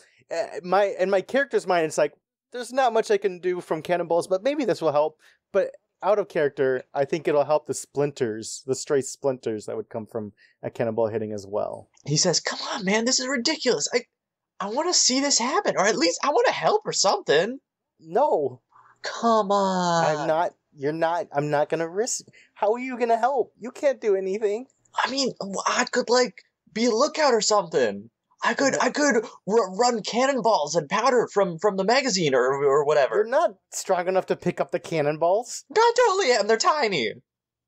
Is there a cannonball nearby? Your cannons on board are, I believe they're 18-pound.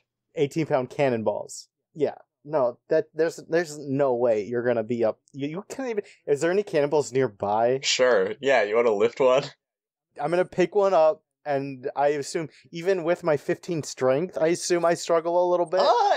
18 pounds is not that bad. I suppose. For an adult. But for +6 athletics, dude, you've been one-handed. Easy. Yeah, I'll try to hand it to him. I'll be like, here. Then if you can run these, then here.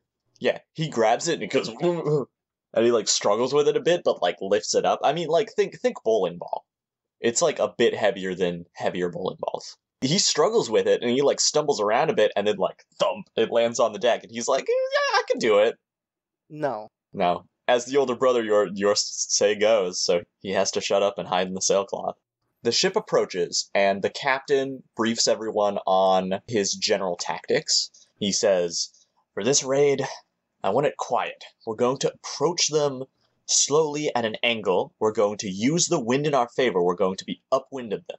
No, we're going to be downwind, which means we can cut and tack very easily. We're fast when we're close hauled, which means we can cut them off while they are trying to go against the wind if they flee us, or if they try to run with the wind, are headed straight towards us. So, It should be an easy catch. We're already close enough that we can most likely outpace them. However, what we don't want is for them to start firing cannons. We don't have very much powder and shot, and even though they are a weaker vessel, if we get in a straight gunfight with them, things are going to be tough, especially since they have a longer range than us. I've loaded the Queen Marie with carronades, which means they are very close range but very powerful. If we get right up to their ship, we can decimate it.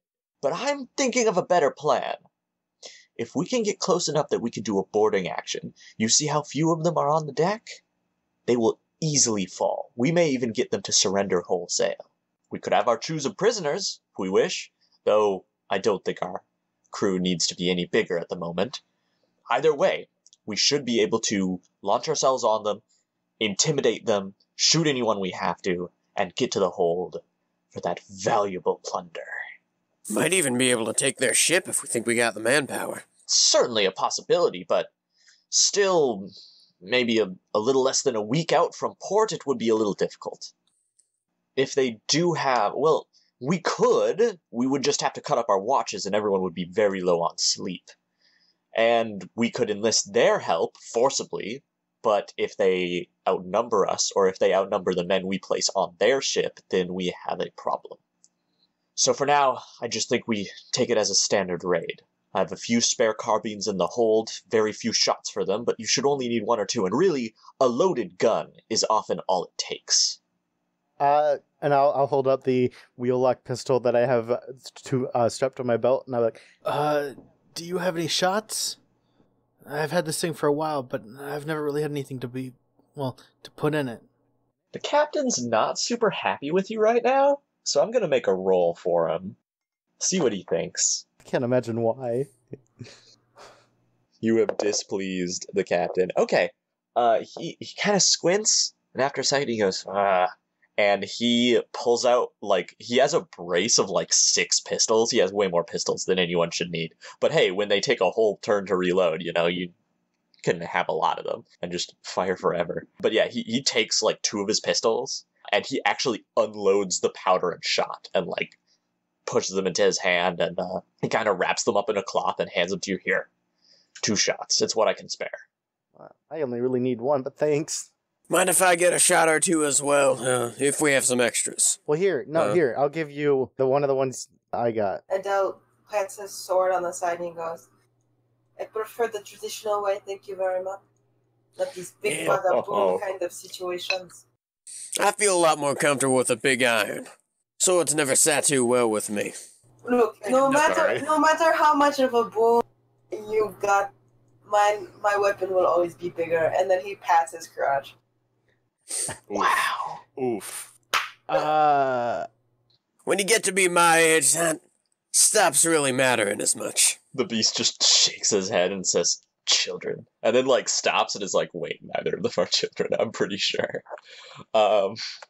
Did you make this joke in front of the 10-year-old? Yeah, we did. Oh, goodness. Probably. What have we done? Wolf is very displeased. So, how many... Oh, no, wait, he's hiding within the sails. How many shots do I have? Just 1? You have 1 shot, and Azazel, you have 1 shot. I'll cover all of you, don't worry. Yeah, if anyone else wants to retrieve a carbine, you can have, 2 shots for it, but that's about it. The rest of you, I think... I'll grab a carbine. What's a carbine stats? The carbine stats are in the document I shared with you. They're a little better than a pistol, but it's 2-handed and uses light crossbow proficiency. Yep, I'm just gonna be happy with the crossbow I have, and I have a lot more ammo than anybody else. So you guys close in on the ship, and the closer you get, the more you realize it looks pretty understaffed. There aren't very many people on board. As you close in, the captain shouts, "To arms! Get ready for a boarding action." So anyone Why is he calling it a boarding action? Your ship charges in. The crew of the enemy vessel, the merchant vessel, notice too late, and you hear them start shouting, "Pirates! Pirates!" as they, kind of scramble around trying to, grab any weapon they can. A bunch more crew come up from below decks on their ship as your ship hoists the red flag of the Crimson Legion, You charge in, your gun ports are open, but they do not man the guns. Instead, they start, like, taking cover behind the gunnels and paneling of their ship, and many of them start pulling guns and taking pot shots at your vessel. Would anyone like to shoot back? How far away are they? You close right into, like, 60 feet. So far distance for pistols. I think that's within range for crossbows. Yep, 80 through 20. Let's do it. I'm just taking the dodge action. Okay. I like to shoot back. I'll be also staying low and taking dodge as moving forward. Yeah, I'm getting under full cover and taking the dodge action. So some of the crew have, like, really shitty carbines or arquebus shots, which are basically like handheld cannons, or quite a few of them actually have bows, like long bows, and are like climbing up into the rigging and firing arrows down at the enemy ship. Is it possible to take half cover while also shooting the crossbow? Yes. What did you roll? I'll roll it right now. Not doing so hot today for rolls. I don't know what is up, but I got a 10. That is just barely not enough to hit these crew members. So there are at least 11 guys. You fire right at one of their heads, and like you see them like freak out and duck, and the bolt embeds itself in the mast right behind them. Dorian frowns and takes out another quiver, not quiver, but an arrow in preparation for the next move. Shoot your quiver at them. I'm gonna throw my quiver at him. At least one of those arrows will hit. I think everybody on the same boat as me, I say, I'm gonna try to do something to their captain once we get on that boat, so try not to hit him unless I say so. The crew kind of looks at you like kind of confused, like, what are you gonna do? And the captain said, "You heard the man!" And then he fires one of his pistols back. Can everyone tell me their AC? I'm pretty sure everyone's taking cover. My AC is 11. Mine's 13. 13. 14. AC is 18. Damn it. Oh, wow. God damn. Yeah, you've got armor, right? Yep. Of course, I'm a big boy. Armor and a shield? And with a shield, yeah. God damn. In case anyone was curious. Your crew closes in. Their hail of fire misses everyone. It, like, musket shot cuts through lines of rigging, and, like, it impacts and splinters parts of masts, and, like, bounces off bits of the gunnels, but no one is injured. And finally, you get so close, you lock your hulls together. Your ships are about the same size, yours is slightly longer, and when the captain orders the crew over the side of the deck, it is a tide of angry pirates. And you guys are right there with them. Who charges in? I'll tell you right now, not Dorian. Yeah, I'm definitely with them on the boarding party, but I don't immediately run in. I'm gonna jump up, but I'm not gonna... I'm looking for an opportunity. Like, I'm not trying to jump into the line of fire. I'm gonna duck. I think I'm staying right behind, if another party member jumps up, especially Adel. I'm gonna jump up behind who looks most armored. I'm going to basically just be doing Overwatch Rambler, so it looks like somebody's about to go for him, I'll go for them. I need a lot of distance, otherwise I'm going to be reduced to a dagger, so I'd prefer to see if he can't stay as much distance from the actual fight to get some shots in. Big chargey. Let's roll. Alright. The captain is also charging right alongside you. He draws his cutlass, and you actually see him pull out one of his pistols and fire it in the air, and he says, "Nobody move! The ship is ours!" And the rest of the pirates, like, start spreading out, and, like, some of the enemy crew attempt to retaliate. It's clear they're outnumbered, though. But Adel, one of the enemy crew members, takes a spear and thrusts it at you. What do you do? He saw this coming from a mile away, and he's like, "Really, you're going to try to come at somebody with a spear who has a fucking shield?" And then, like, goes again, backs up and blocks him. Tries to block him. Alright, make an attack roll. And this crew member is shouting, like, "Get away, pirate!" You dirty pirate. Much better. Okay, so did you want to make an attack on him? No, I'm not making an attack. I'm actually, no, if he's coming at me with a spear, he attacks first, doesn't he? Oh yeah, he is going to try to. I was gonna say, isn't this how, I was like, And you, Fritz, you're dead forever. I forgot to make the roll and die. There we go. Oh my god! I think he might actually hit. He got an 18. My AC is that 18. means- Holy shit. Alright, he gets his spear in there, and How far away is he? he's like right up in front of you. Oh, okay. Well then, my reaction, I because I'm a fighter, and I have a shield, he gets disadvantage on the attack roll. I think that's something you do to your teammates. No, when a creature you can see attacks. Other than Yeah. you, you're right. Yep. Yeah, you're go ahead. defender subtype. Uh-huh. That's all right. All right. You guys have to stick really close to me. Wow. Okay. A team player. He manages to stab you for 5 damage. Ouch. No, I'm just kidding. How does Adel react? This is like out of nowhere. This is some random scrub crew member. He's like, my fucking hair, man. You really, because it pushed Adele backwards and it messed up his hair and he got really confused. Adele's hair. Yeah, he's shouting like, hey, "You blasted criminal! I'll kill you! I'll kill you for what you've done!" Adele brushes the hair out of his way. He's like, "That's a really funny statement because that's what I'm about to do to you."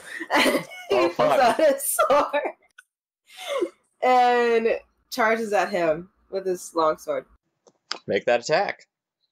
All right, that is gonna be 22. That's a hit. Roll the damage. There we go. Yeah. Oh my god. What? Oh, it has an extra +3 in there. Yeah. Okay. So that would just be 10 damage. But Yeah, it's 10 damage. How did I get a +3 in? Question, is this lethal or non-lethal? Are you hitting him with the flat of the blade or the blade of the blade? It's lethal. Just he's a very. You know what? No. We'll do flat of the blade. He's giving some mercy here. Okay, yeah, you club him over the head. Yeah, as this crew member collapses, let me roll a morale check for them. Some of the other crew members still seem keen on fighting. Does anyone else? Right after Adel does the sword attack, just knocking the guy to the Clubs ground, this dude, the yeah. Rambler is going to kind of perk up behind and toss a coin at the enemy captain, who I'm assuming is within 30 feet. You don't see a captain on deck. So the dude who shouted, "Pirates are coming, stop them," that dude has disappeared since we jumped on board? No, that was just one of the crew members. He is a senior officer, though. You do see, like, a senior officer, someone dressed better than the crew, but he isn't wearing what a captain would wear. Got it. Okay, so then I'm going to target the senior officer and chuck a coin at him. That's just flavor. I am casting Charm Person. He's making a wisdom saving throw. It's up to you if you're deciding whether or not we're fighting him. I ask people not to, but I understand if you're saying just because we're in combat with their crew, we're in combat. I'm gonna say no. I'm gonna say right now he's just very afraid of you. Spell save DC is 13. Okay, let's see what he gets. He doesn't have super high wisdom. Okay, he fails. So, if it fails, it is charmed by you until the spell ends or until your companions do anything harmful to it. The charmed creature regards you as a friendly acquaintance. When the spell ends, the creature knows it was charmed by you. It lasts for 1 hour. So, Okay. I say, "Brother, is that you? Why are you fighting us? You should tell all your boys to stand down." Halt! Stand down, man. Stand down. I believe I know this man. I'd like to say that the corners of his eyes have a few starish speckles. It's not super prominent, but it is there. Why? You old dog. How have I not seen you around these parts before? And he kind of, like, walks down from the quarterdeck, like, kind of, like, swaggers a little and, like, walks up to you and goes to shake your hand. Rambler shakes it right back and says, "Nah, we were just hit by the storm as well. I'm guessing that y'all were blasted over to this island about a week ago." Oh, yes, of course, good man. The storm hit while we were still, ferrying our goods. We had just been loaded with very important cargo from one of the Halcyon Islands. Well, our crew could help you take some of that back. It looks like your ship's getting pretty weighed down. It looks like you're working with a skeleton crew as well. Oh, yes, it's been quite difficult. Where have you been, you old dog? And he, like, claps you on the shoulder and says, "Now, if I just had someone like you around, someone reliable." Rambler nods and says, "I think that, I'll let my captain take it from here. You know, I'm just the connections guy." And he kind of gestures for Beast to come on over and conduct the business. Beast swaggers on deck, and the crew who were fighting you, like, cower at his approach. And he's, like, giving people, like, these wide, toothy, kind of terrifying smiles. And his beard is smoking. He has this, like, incense censer burner in it. So he's, like, breathing this kind of, like, fire and brimstone effect. He walks up to the captain, and the captain's like, I do not like him. How do you know this man? How are you related? And the beast just kind of walks up and, like, grabs him by the shirt collar and says, all right, Captain, who are you? And he says, I'm senior officer in Alicourt. And the beast says, what do you have in that hold? And he says, most important cargo, most important indeed. And the beast, his eyes dart around, and he points to the party members. He points to Dorian, Slim, Adel, Azazel, and the Rambler, and he says, I want you to check below decks and see what they have in the hold. And then he gestures to that dwarf that we mentioned earlier with the red hair who likes to smoke with Adel. He orders in the bosun and a few other crew members, more senior crew members, to keep an eye on the crew up here.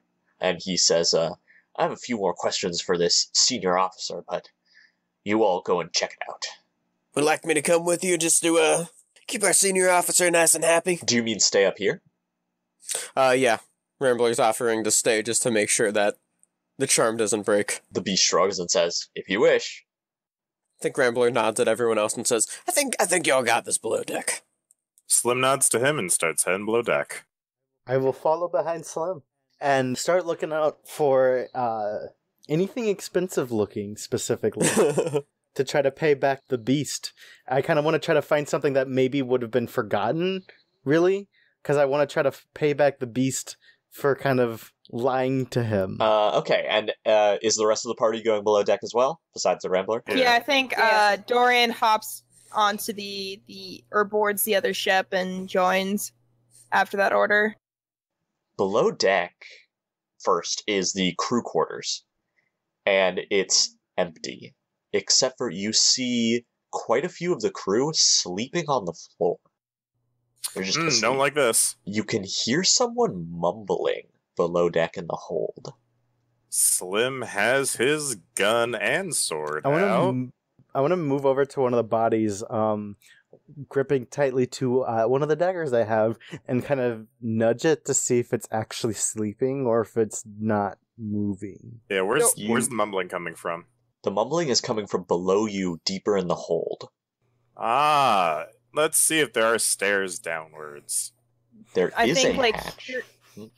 Hearing the mumbling, Dorian is going to lightly grip onto the citrine necklace he has. Adel? I'm going to make an investigation check for that body. Oh, yeah. Adele is very outwardly creeped out. I didn't think this would be a hard check. I rolled a natural 1. We're rolling so bad today. I've been rolling But great. Adele will make an investigation check. This is perfect. Azazel, you poke this sleeping guy with your foot, and he immediately jerks awake with a scream. And he starts screaming and panicking, and I immediately go, ah! He leaps up and grabs you and says, you need to get 2 more! 2 more! He's screaming at you and grabbing you, Azazel. It's a split second. What are you doing? I fall backwards and I'm still screaming, just like, ah! He crawls on top of you and he grabs you by the shirt collar and he starts kind of banging your head against the floor and he's screaming, you need to! You need to! I instinctively stab my dagger up into his throat. Roll an attack. Also, I'm afraid I might have peaked my mic with that yelling. Yeah. Yeah, I don't actually know what he said exactly. He said, you need to something. I hope his AC is low because I only rolled a 10. His AC is 10. Oh, yeah, I hit it. He's just a dude with, like, a shirt. Roll damage. But would you get advantage on the attack because he's prone? Ooh. Well, now I'm prone too. I'm kidding. So that's 4 damage? Yeah, this dagger goes up, stabs into his neck, and he goes...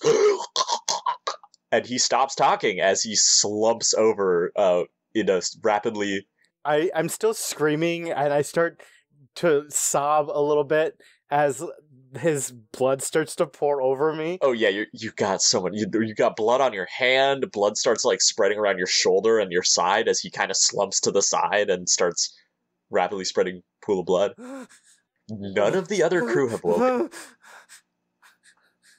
Oh. I would like to go and check out the eyes of the person that felt like was screaming and panicking, or just like any potential signs of, let's say, fright or charm or anything along that.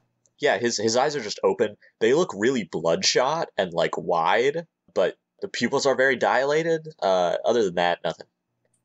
Does anybody have a rag?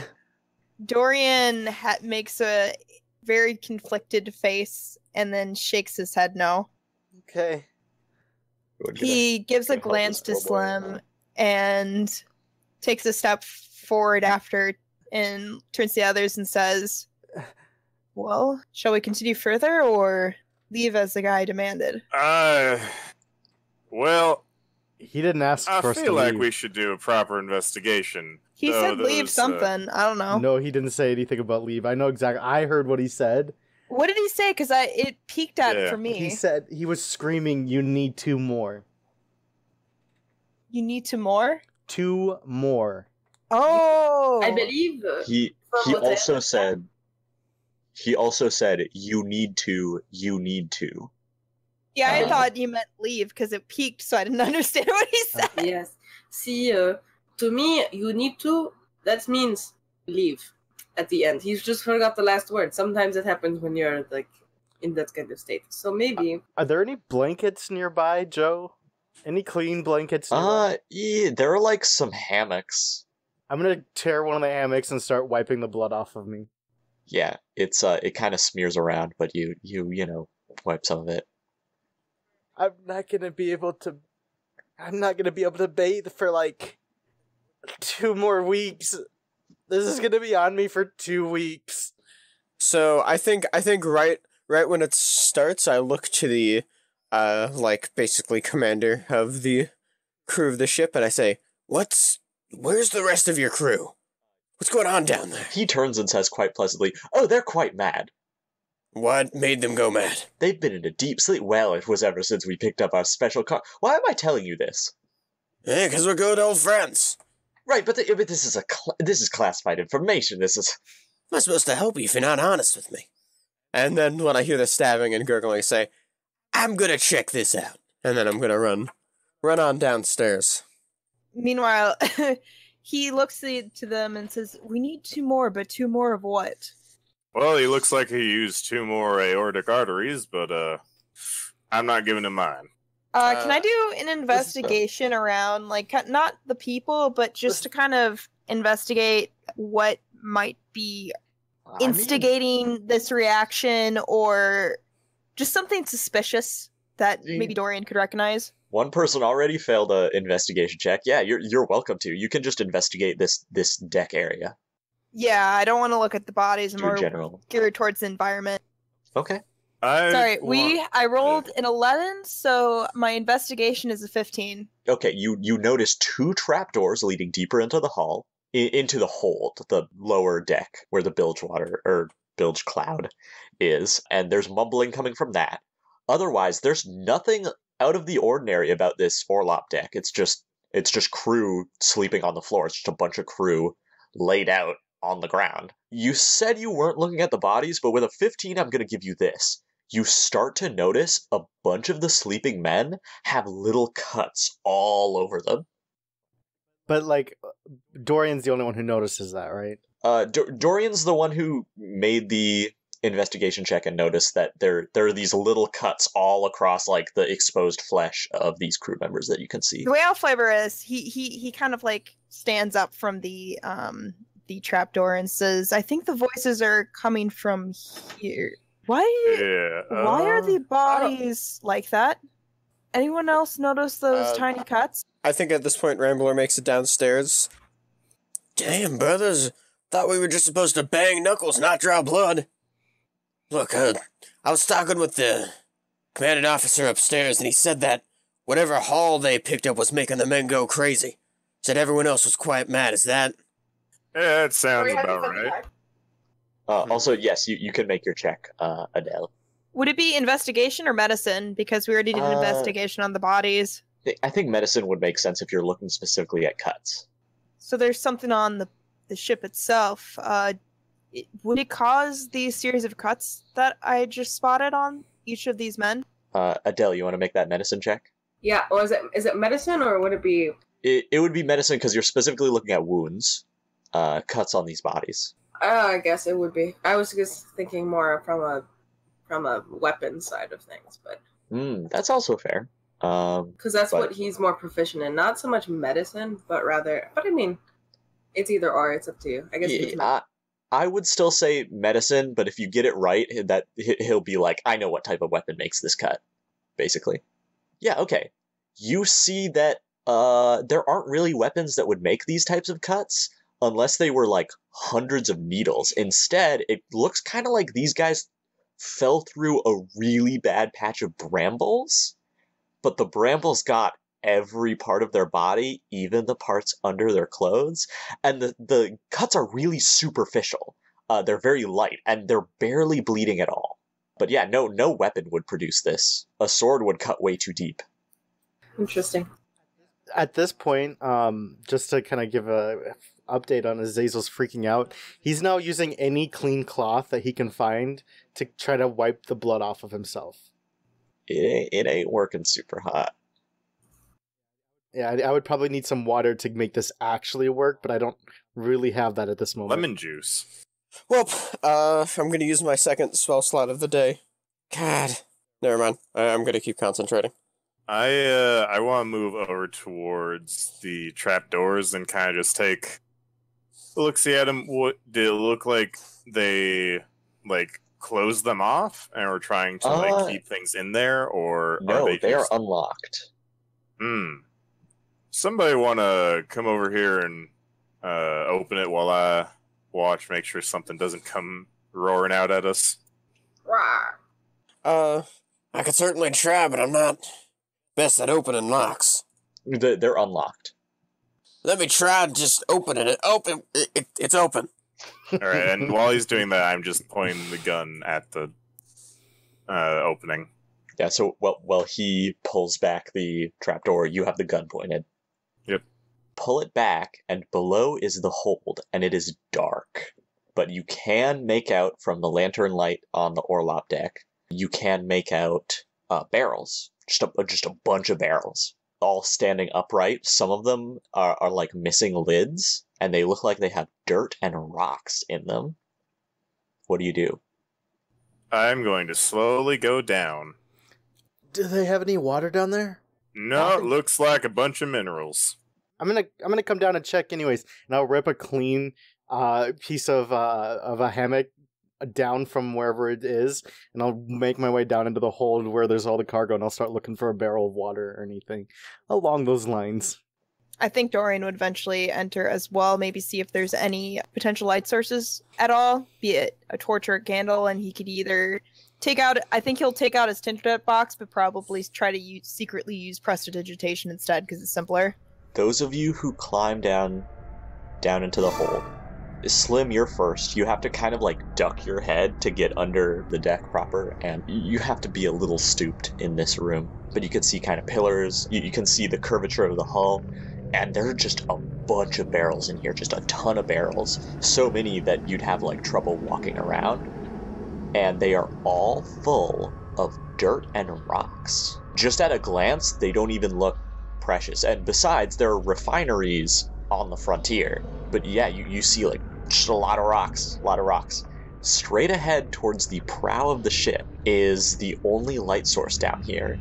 And it is a single lantern sat on a stool next to a man who is also sitting on a stool, who is wearing a captain's uniform, who looks very old. He's got a white beard, and he is hunched over a chest that is open, and he's looking at what is in the chest. It's a small chest on a plank, so it's at desk height, and he's hunched over and he's muttering to it. He's saying things low under his breath. Slim, what do you do? Sir, I'm a warden. What are you doing there? He does not look up. He only looks into the chest and keeps muttering.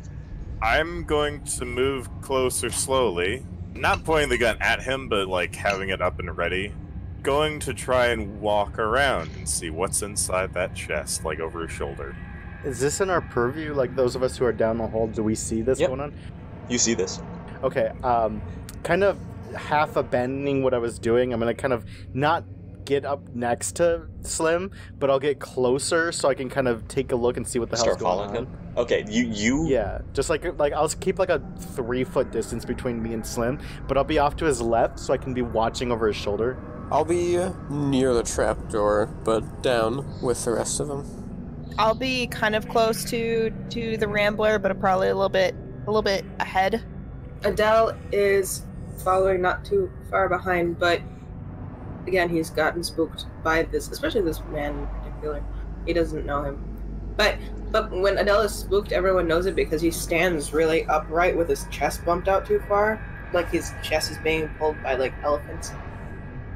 Super rigid. Yeah. Okay. He doesn't have breasts, but he looks like he has breasts. He's showing off them movies.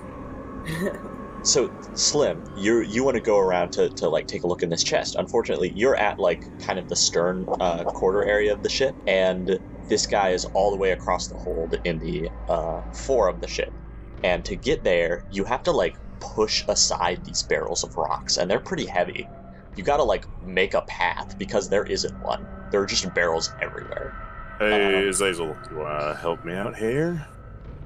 I'll like let go of the tarp and I'll walk over. Okay, I'll help, I guess. And I'll make an athletics check to help. Okay. Is that advantage because I assume Slim is assisting as well? Yeah. Well, that's a 19. 13 plus 6. You start pushing these barrels and they're really heavy. And you look at them, they're literally just like look like they're full of ordinary rocks. You are pushing these and you're kind of slowly making a path, and as you move further through the hold, pushing these really heavy barrels out of the way, you get closer and closer to this man, and you start hearing his mumbling more and more clearly. He's muttering, "You need 2 more. You only need 2 more. Just 2 more." I don't know how far I've moved this box at this point, but after I start hearing that, I'm going to start backing away and kind of abandoning the help that I'm giving. I actually assumed you were moving multiple barrels because you need to move a lot of barrels to get towards this guy. Okay. I think at the moment that I start perceiving those words, I'm going to start backing away. So I don't know how much help I actually was. You can do with my 19 in that short period of time as you will. Okay, so yeah, after like about halfway, Azazel stops helping. Slim, do you want to continue? Yeah, I'd keep going. Just kind of like look over your shoulder, kind of just give a nod of like, yeah, this is freaky. I'm sorry, No, it's fine. Get back over there. And I'm just going to keep going. Can I go over the barrels at all? Yeah, it's not comfortable or very practical. The barrels a lot of them are open, and so you're just kind of stepping on rocks, and the ceiling is very low. Yeah, I was thinking more like vaults over. Kind of like, well, if it's a bunch of rocks, that probably isn't too great. Honestly, you're a pretty thin, slim dude. If you want to make an acrobatics check, I can say you can kind of like worm your way in the area between like the tops of the barrels, because like there are a lot of barrels between you and this guy. Oh, like the tops of the barrels. Honestly, yeah. I'm gonna say you guys all see Slim kind of like start crawling on top of the barrels and like scooting his body and kind of like twisting it in weird ways to get through, and like he succeeds. Normal person of his height probably shouldn't be able to do that. But Slim is like he kind of like contorts and crawls through, and finally he makes it work. He gets all the way up to the dude. So when you get close to this guy, he starts looking directly at you, and he keeps saying, "You need 2 more. You need to find 2 more. Get 2 more." 2 more what, old man? And then I'm gonna like, do I see what's inside the chest at this point? He doesn't answer. He just says, "You need 2 more." And you want to like kind of walk around him so you can see into the chest? Yeah. Okay, as you start walking around, he lunges at you. Good thing I was ready for this. How are you going to react? I'm going to stab him. Okay, make an attack. Alrighty. Do-do-do. Short sword. That's a hit. Roll damage. Alrighty. 6 damage. Okay. Yeah, straight up, he lunges at you, and he's screaming, like, get 2 more, and then you just stab him straight through the gut. You know it's a kill shot. The sword goes through him, and he, grabs you, and he says, you need to find 2 more. And then he just kind of, slides off the end of your sword and collapses to the ground, blood quickly coating his captain's uniform. Well, with that, I'm gonna step over him and see what's in the box. What's in the chest? The chest is full of, What's in the fucking box? The chest is full of, straw and hay to pad its contents. In the center, just, kind of glinting in the light of the single lamp, is a metal 12-sided object.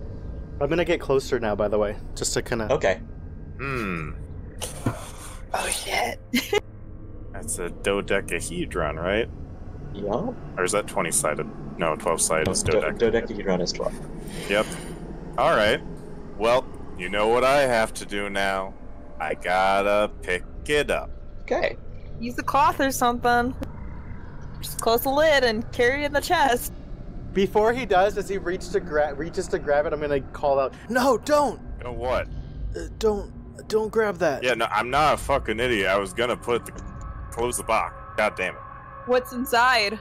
That's a good question. Metal polyhedron. Does it look like old or? It looks polished, and basically it looks like polished gunmetal. However, I gotta secret message you some stuff that happens when you touch it. Alrighty. The box? Yeah, but I already said that I was gonna touch it. Slim reaches out this gloved hand and just picks up the object. Yes! Slim is wearing gloves! The ultimate So Slim, counter. you have this object in your hand. But yeah, Slim, you have the object in your hands. It's just metal. There are no discernible features on it. Every side is exactly equal, and every side shines with the same dull kind of metal sheen. I'm gonna step up beside him. What is it? So Okay. you're gonna climb over the things. Yeah, you also have to make a acrobatics check to climb over these not hard. freaking barrels. Since somebody didn't help me move the rest of them. Nat 22. 1. 22. 15 plus 7. All right, well, you plus 7? Are you kidding me? Yeah, you climb over it. Yes, you climb up. You're next to. Are you uncomfortable being next to the warden here? You just climb up. Well, I'm not touching him, but I think my curiosity is piqued enough that I'm like, Wait, nothing happened? You picked it up and nothing happened? Rambler's also gonna head on over. Ooh, I can't wait to acrobatics. I kind of want to climb over if there's enough room for it. If not, he's going to just lean across the barrel and take a peek there. 5. It's getting very crowded in the floor of the Guys, I ship. can just go back over the goddamn it. wait, Slim. Yeah, that's a better idea. Rambler, you get up on the first one and you kind of get stuck between the ceiling and the barrel, and you're like, oh shit, I'm not thin enough for this. You know, I'm gonna be honest, I'm not thin enough for this one, so I'm just gonna back on out. So, Slim, you touched it and nothing happened? Yeah. Well, I'm also wearing gloves, so I wouldn't suggest Wait, putting your bare hands on it. You didn't see anything? No. What? Azazel? It might what do you- require skin-on-skin contact, if whatever it is, because it cuts. Hold up, stop. Azazel, what do you know? It's not the first one I've seen. Go on. It's just, I've seen one before. I didn't think more than one existed. Well, Go according to on. them, there's at least 2 others, so. Wait, according to who? Well, they all were going, you need 2 more, so I'm Wait. assuming they were talking about 2 more of these things. I'm gonna hold out a hand and I'm gonna touch it, Joe. Yeah. I'm going to pull it away. Oh. Is this a contested check? Yeah, I guess. Yeah. Slim, it's your... Wait, no, okay, so here's the thing is I don't actually think that this should be a check. I would like to touch it, but if he pulls it away, I think, I don't think Azazel would press them. Okay, he's not gonna still try to go after it when Slim is like, nuh-uh. No. He wouldn't press them. Yeah, no, let's not be so hasty to mess around with a thing that most probably caused all these men to go crazy. So Unless there's something weird about this dirt, but I'm pretty sure they went crazy and then just started loading dirt. So what was That's my the best item guess. that you had seen before, Azazel? It's identical to this one. And did you touch that one too? Well, Did you go crazy? Is that why the warden's after you? Time. One question at a time. Yeah, first off, you guys keep interrogating me and you're always asking 100 questions at a time. I never know where to start. This really doesn't feel like the time. It's all really overwhelming. I can tell you more later. Look, I'm just saying, the body's really killing the mood for me. Yeah. Look, it was either him or me. I'm not saying what you did is wrong, I'm just saying we should probably get out of here. Wait, hold on. I'm gonna go over to where the captain is lying, and I'm gonna roll an investigation check to see if I can find anything on his person that I can loot. Search the pockets of As you're searching, you hear Dorian say, "Check to see if he has any cuts too." Also, while we're here, let's see if there's any useful cargo. I look perplexed at Dorian as it cuts, and as I turn back to the body, I'm assuming with a 15 that I notice the cuts. Yeah, yes, the captain has little cuts all over his body. Yeah, there's all these tiny cuts all over their bodies. The other two men upstairs, the other crew members upstairs also seem to have it, and they were... What, really? Yeah, All of them? and based off of Slim's response, I'm assuming they were saying... The captain was saying the same thing, so my guess is they touched the object, and, well, here they were. Yeah, the, commander on deck said that everyone went crazy simply because of the object, so that because of the cargo, everyone went quite mad. Cursed? Maybe cursed. Probably more to do with Leviathan than anything. Reeks of it. At least the going mad part. I'd recommend staying as far away from that as possible, even if you think you know what it is. Sounds reasonable. I am just going to take a quick peek upstairs and just see if there's anything useful up there, and let you guys search the cargo. I'm gonna still search for any other goods that he might have, anything valuable. Search his pocket? Okay. You find a sextant, which is used for finding either longitude or latitude. It's a navigational tool for a ship at sea. I hand it to Slim. You find 3 silver pieces of pocket change, and you find a note. Alright, let's see here. By order of the South Sea... No, hold on. Sorry. By order of the South Sea Trading Company, and with the blessing of Her Majesty the Queen, the HMS Beagle is to travel to Halcyon and excavate the abandoned Abadebayo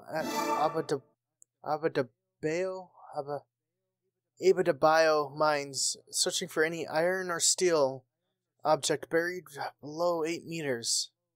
Any and all excavated earth found around the object, if discovered, are to be returned to Port City post-haste.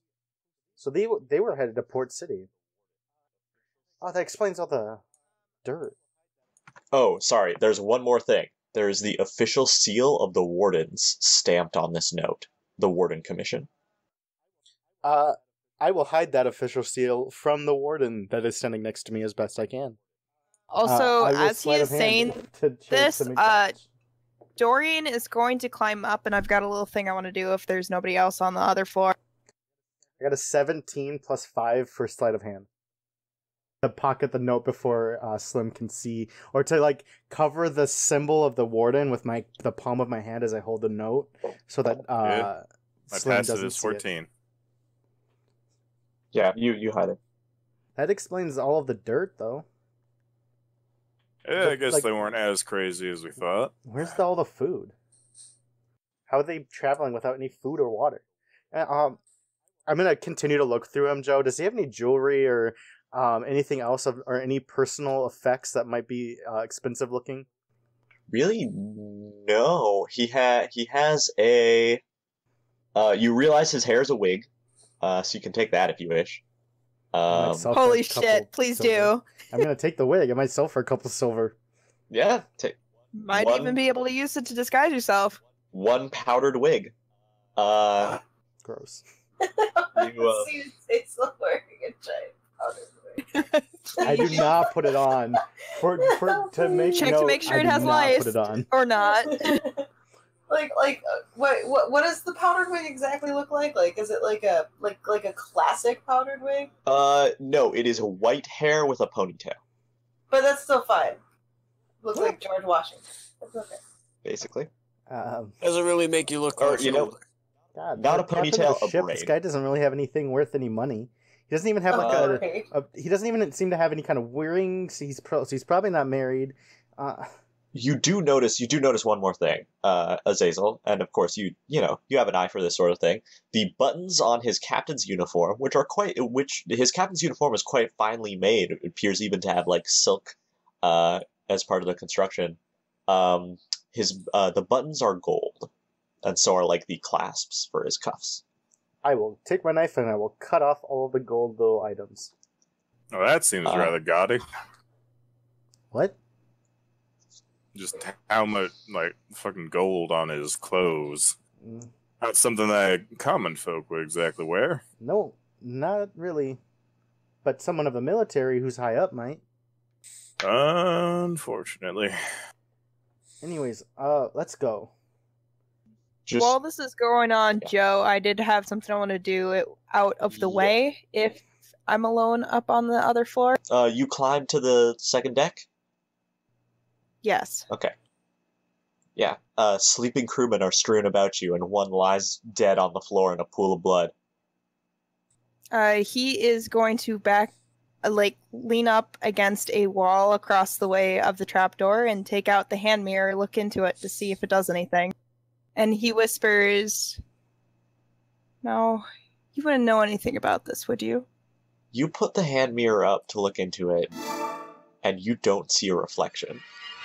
And then after a moment, Dorian walks into frame in the hand mirror. You see your face, a second too late. It winks at you, and then it mouths. It doesn't say anything. It just mouths the words, "This is important." Then it syncs up perfectly with your face. Okay. The man in the mirror. He kind of waits couple more seconds just in case, and kind of fiddles around to see if it'll do anything else. When it doesn't, he puts it back in his bag and actually starts to look through the stuff to see if there's anything useful. Yeah, I want to say, like, comedically, right after you put it away the mirror, the Rambler comes up the hatch and says, "It's getting kind of stuffy down there. You find anything good up here?" I'm still looking. Mind if I help? Go for it. Alright, what's your investigation? I'm a +4. Alright, cool, I'm gonna give you advantage. It's better than mine, if you take the advantage. I will take Roll it it this time. Roll it up. And I rolled the same number twice. I got a 15 total. Okay. You locate behind a bulkhead in a section of this deck you hadn't explored where they keep their provisions. Barrels of flour and oats, beer, just rations, basically. Ingredients for rations. Other than that, there's not a whole lot on the ship. It's pretty barren. It's kind of empty. Is it like a weird empty or more like they're kind of living it simple kind of empty? It's just a little too Spartan to be normal. Like, some sailing crews, they pack really light. They don't have a lot of personal stuff. But this is like, it's really lacking. You know, I've been on a few ships in my time, and none of them seem to be running this sparse, especially with a crew that big. You know, if half of them did go crazy. Think they might have left some of it on the island? That or they Floating threw it there? over the board. Yeah, might be worth asking the crew upstairs. What about that? No, it's never mind. Dorian wouldn't know about. He nods and says, "What should we do about these bodies?" I'm not sure what we can do, brother. They're pretty far gone. Side note, none of the people lying around you are dead. They are all I know. Yeah, I know. They all seem. I'm assuming they're all have the same crazy thing going. Well, I guess you'd have to wake another one up to see, but I doubt you'd want to. It just threw me a little off guard when LeeAnne said bodies. Yeah, no, they're on the floor. I don't know if he would consider them as active at the moment. I think our best bet is to ask the people upstairs what exactly is going on. Yeah, they seem to be the most lucid. Also might want to inform them the unfortunate fate of their captain. It's too bad that he perished due to, I don't know what to tell him. Probably now malnourishment. Suicide! Well, I mean, there we go. I guess that's what happens when you deal with leviathans.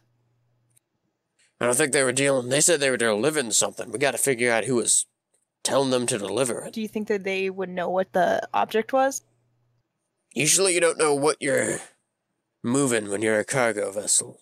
Well, generally you know what it is, but you're not supposed to be in the cargo. You're just supposed to move boxes. I see. I wonder... Guess someone cracked it open that wasn't supposed to. Did it say exactly where it needed to go? I forget. Everything goes back to landfall eventually. Assuming it was heading there. Radon loves their stuff. This is a radon vessel, right? Yes. The note that was read mentioned the South Sea Trading Company. That is a Radonian company that's closely linked to the Crown. All these shipping lanes end up going back to Radon one way or another. Especially if the wardens were involved, you can bet Radon's on it too.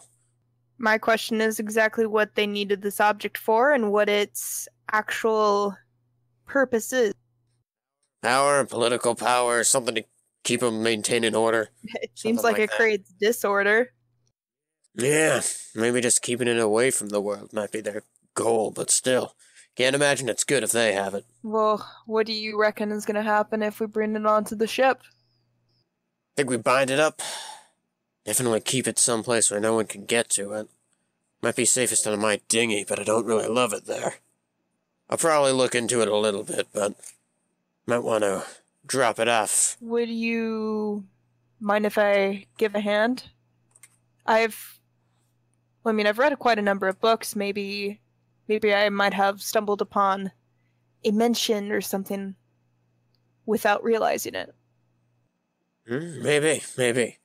Also, I think you might, especially if it's magic. He looks at you curiously. The other day, during the, welcoming ceremony, we'll call it. Slim and I were watching from the crow's nest, saw what you did to that one crew member. What I did? Yeah, you pushed him back without really touching him. Went flying. I don't exactly know what you mean. I think you do. Look, I'm just saying. Offer still stands. If you want to, figure out what's going on. If you got something magical in you. Or if you think something might be happening. I might be able to help with it. Kind of gives a long look. I would like to do an insight check on him. Okay. I would like to see if there's anything malicious or if this comes across as some sort of trap because he is affiliated with Slim. And he's trying to figure out their relationship. I'm not even rolling deception here. And I guess I get... no, I'm always trying to deceive people. Whatever. 16. 16 is your DC. What'd you get? Actually going to ban this dice at the moment because I've been rolling poorly all session. Dice jail. Got it. Yep, dice jail. But I rolled a 5 total. God, I don't know how to do this. Basically the whole time that this is happening, the Rambler is smiling. He's almost always smiling when he's talking to people. So, you're having just a really hard time reading him. I think that's just what I'll say. He doesn't seem to be disingenuous, but you can never tell if he's genuine. Dorian quirks up an eyebrow and says, and does this have to do with what the investigation Slim was mentioning before? Investigation? Which one? The one where, well, he was investigating exactly who were magic users and who weren't, and this is your way of checking each member and calling them? Slim is not after anyone on the ship. Nah, he's got some select targets. Just happened to be in the frontier, so hopping on this boat was convenient for him. Is that why he's not after you? Probably. I tend to help him with what he needs to get done. So then you admit that you do use magic. Sister, brother, didn't you see what I did on that upper deck? Think I really knew that guy? I didn't think you would so willingly admit to it. I see something in you, and I really don't think that you have the sway over the crew to convince them that, I don't know, some dangerous magic wielder that's gonna turn them all into zombies or crazy cultists or whatever. Well, I will tell you this much. I'm not a cultist, and I don't have to deal with anything with Leviathans. You know, that's exactly what a cultist would say. Oh my god! I mean, yeah. He kind of quirks up a mouth and says, I suppose. You just seem to be a bit different. Got some, eccentricities about you. Aren't we all? I guess this crew's a bit quirky. I've been keeping an eye on everyone. Yeah, they're all odd. It's the way these crews tend to be. But, I think that keeping this stuff above the table, or at least as above the table as we can, between each other, might just make things run smoother. I'm not really someone who, likes to keep everything secret. I play my cards close to my chest, but, these ones in particular I found when they're on the table, they just make everything so much easier. Secret magic buddies. Okay, we'll talk.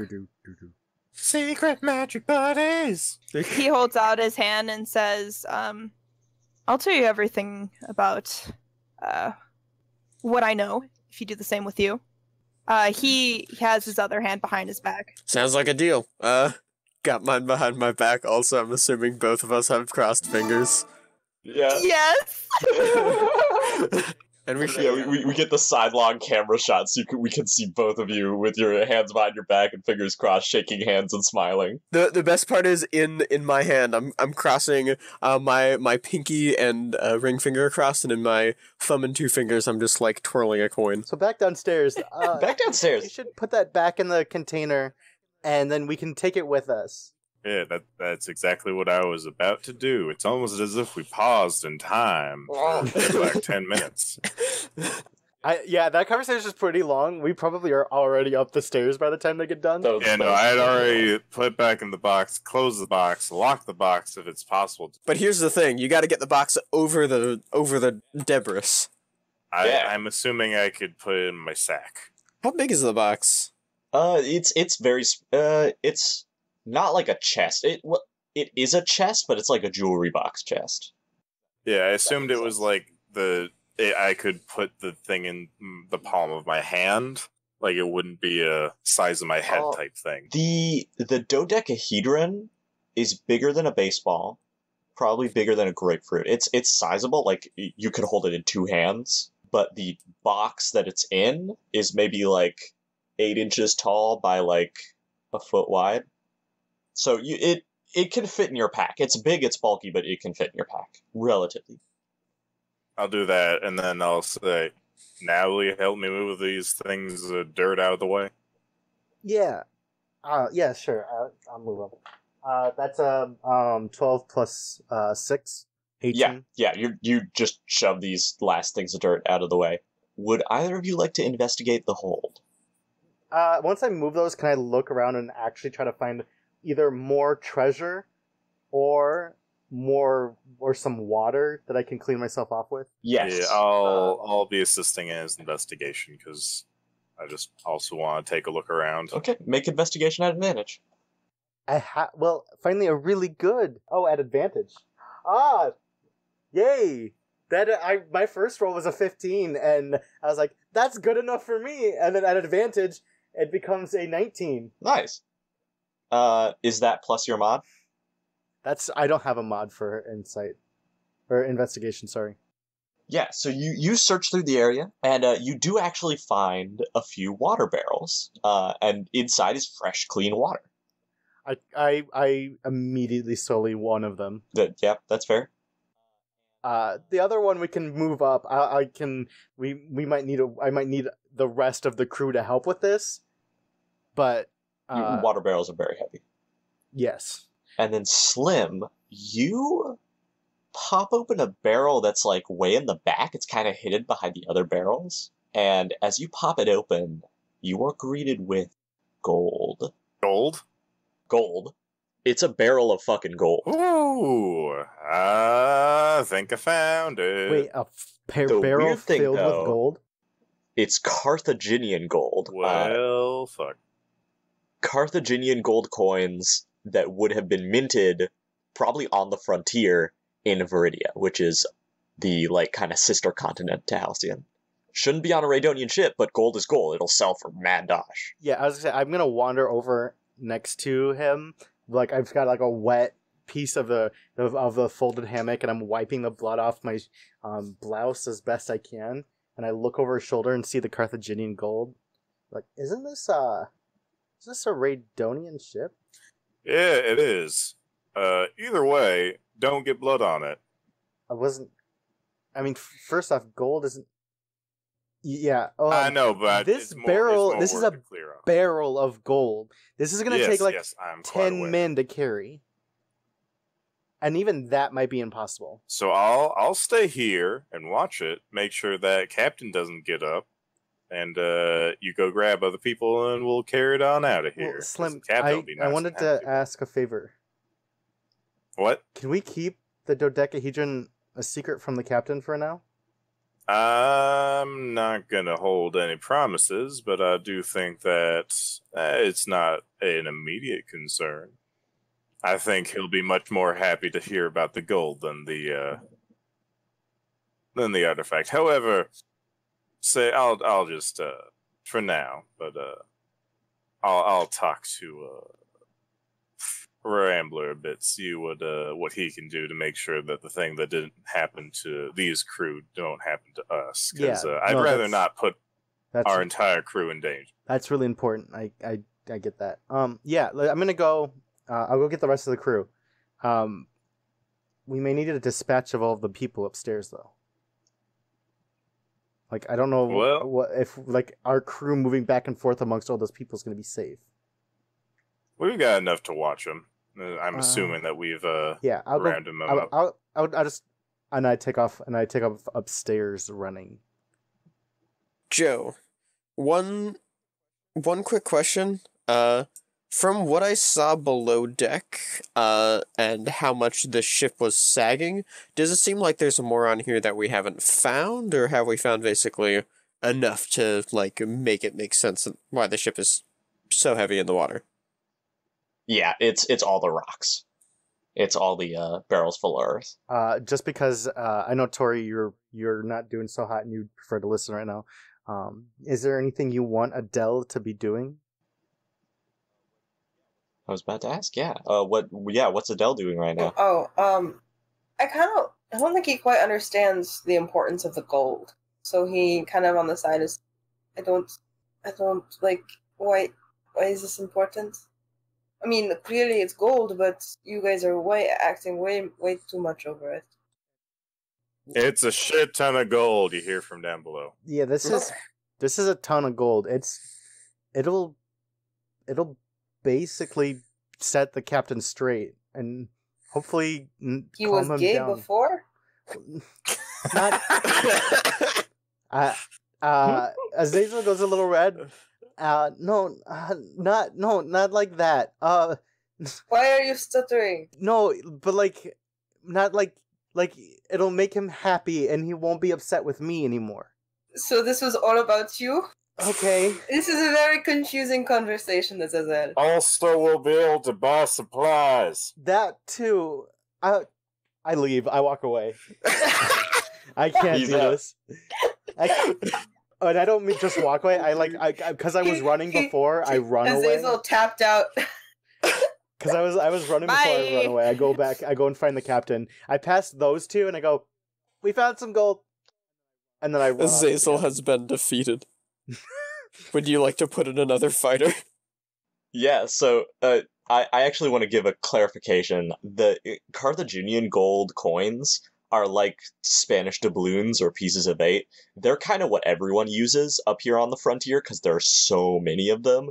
Because the Carthaginians were the first to kind of get out here and start mining for gold. And they've been bringing a shit ton back, which is also kind of why Radon has been kind of muscling in on them, because they're trying to get a piece of that pie, and Carthage doesn't want to share.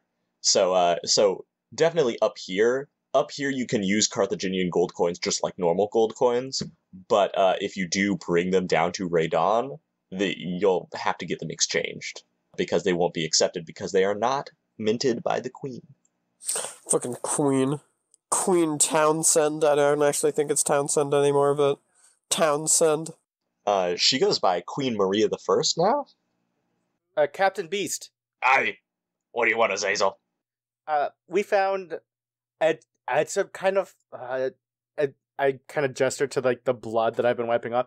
It's kind of a fucked situation down there. I can see that. But we found, first off, there's just dirt. A lot of those barrels are just dirt. But there's food. Their hold is full of dirt? Right. There's food and water. Are you kidding me? And there's actually, we found one barrel. That's so far. We haven't checked every barrel down there clearly. We found one barrel that's just packed to the brim with gold. Only one? Oh, make her be damned.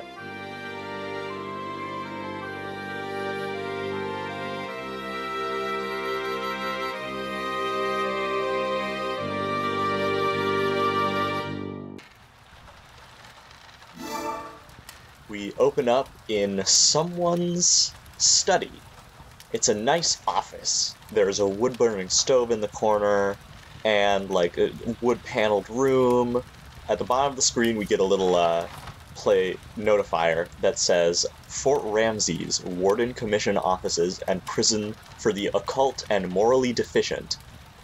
Some time ago, we see a gaunt man with gray stubble and sunken eyes sitting at a desk in a simple wood-paneled room with a wood stove in the corner.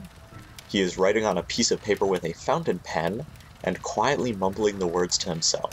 He's muttering, "On this day, by order of Senior Warden Holt, the good woman Mariana Goodfellow is hereby sentenced to death by hanging at the neck for crimes and suspicion of witchcraft and cultism." And he sets the pen down and rubs his temples. He has a very thin face. In fact, all of his features are kind of thin. And he's wearing the long coat duster of a warden. As he sits there kind of rubbing his temples, there's a knock at the door. He says, "Come in," and a messenger opens the door and says, "Senior Warden Holt," and he salutes. And Warden Holt says, "At ease, sir." And the man walks in and says, I bear a message. It's actually from the desk of the Chief Commission Officer herself. It's for your eyes only, Officer Holt." And he says, "Read it out to me." He opens this piece of parchment, the messenger does, and he says, "Well, you see, it has to do with that case that you closed 4 years ago when the suspects disappeared. It was the, I believe it was the Gaumont case, and it was the one with the barn fire, sorry." And he says, "I know the one." Right, well, anyway. Apparently, the suspects were rediscovered just yesterday in Port City. Here's the report from the Queen's Guard in Port City themselves. No, this isn't the Gaumont case. This is the Shepherd case. That was the name of the... Never mind, I'll correct it. He kind of starts scribbling something, and he says, "Sir, it went over the desk of the Commissioner herself. She said it could possibly be a Case 53. And he drops his pen and looks up and says, "Oh, make her preserve us, I knew it." And he stands up, and after a second, he pauses and looks down at the piece of parchment he was writing, the sentence, and he crumples it up and says, "Order a stay of execution for Mrs. Goodfellow." And messenger says, "Excuse me, sir?" And he says, "She can't be executed if a warden isn't present." And he tosses the note in the fire and says, "And make sure she has some bedding and food, for God's sakes, and a change of clothes. She's been here for weeks." And then he starts walking out the door, and the messenger says, "Wait, where are you headed, sir?" And he says, "Prepare my horse. I leave for Port City immediately. And tell the head chef at Ramsey's base that his bread is a bit stale. And the messenger says, have you been eating the prisoner's food, sir? And he says, no, been testing it for poison. And he slams the door behind him as he walks out, donning his hat and warden's scarf, and grabbing a long, filigreed lever-action rifle and an executioner's sword with a flat tip, and slinging them over his shoulder.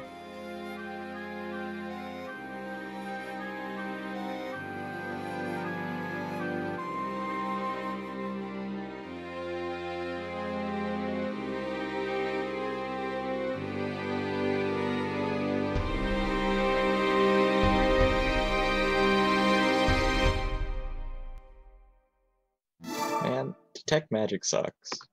Why? It spoils all your cool twists. Holy shit, these look like freaking toddler heels. Mr. Sandman, bring me a dream. Make him the cutest that I'm sorry.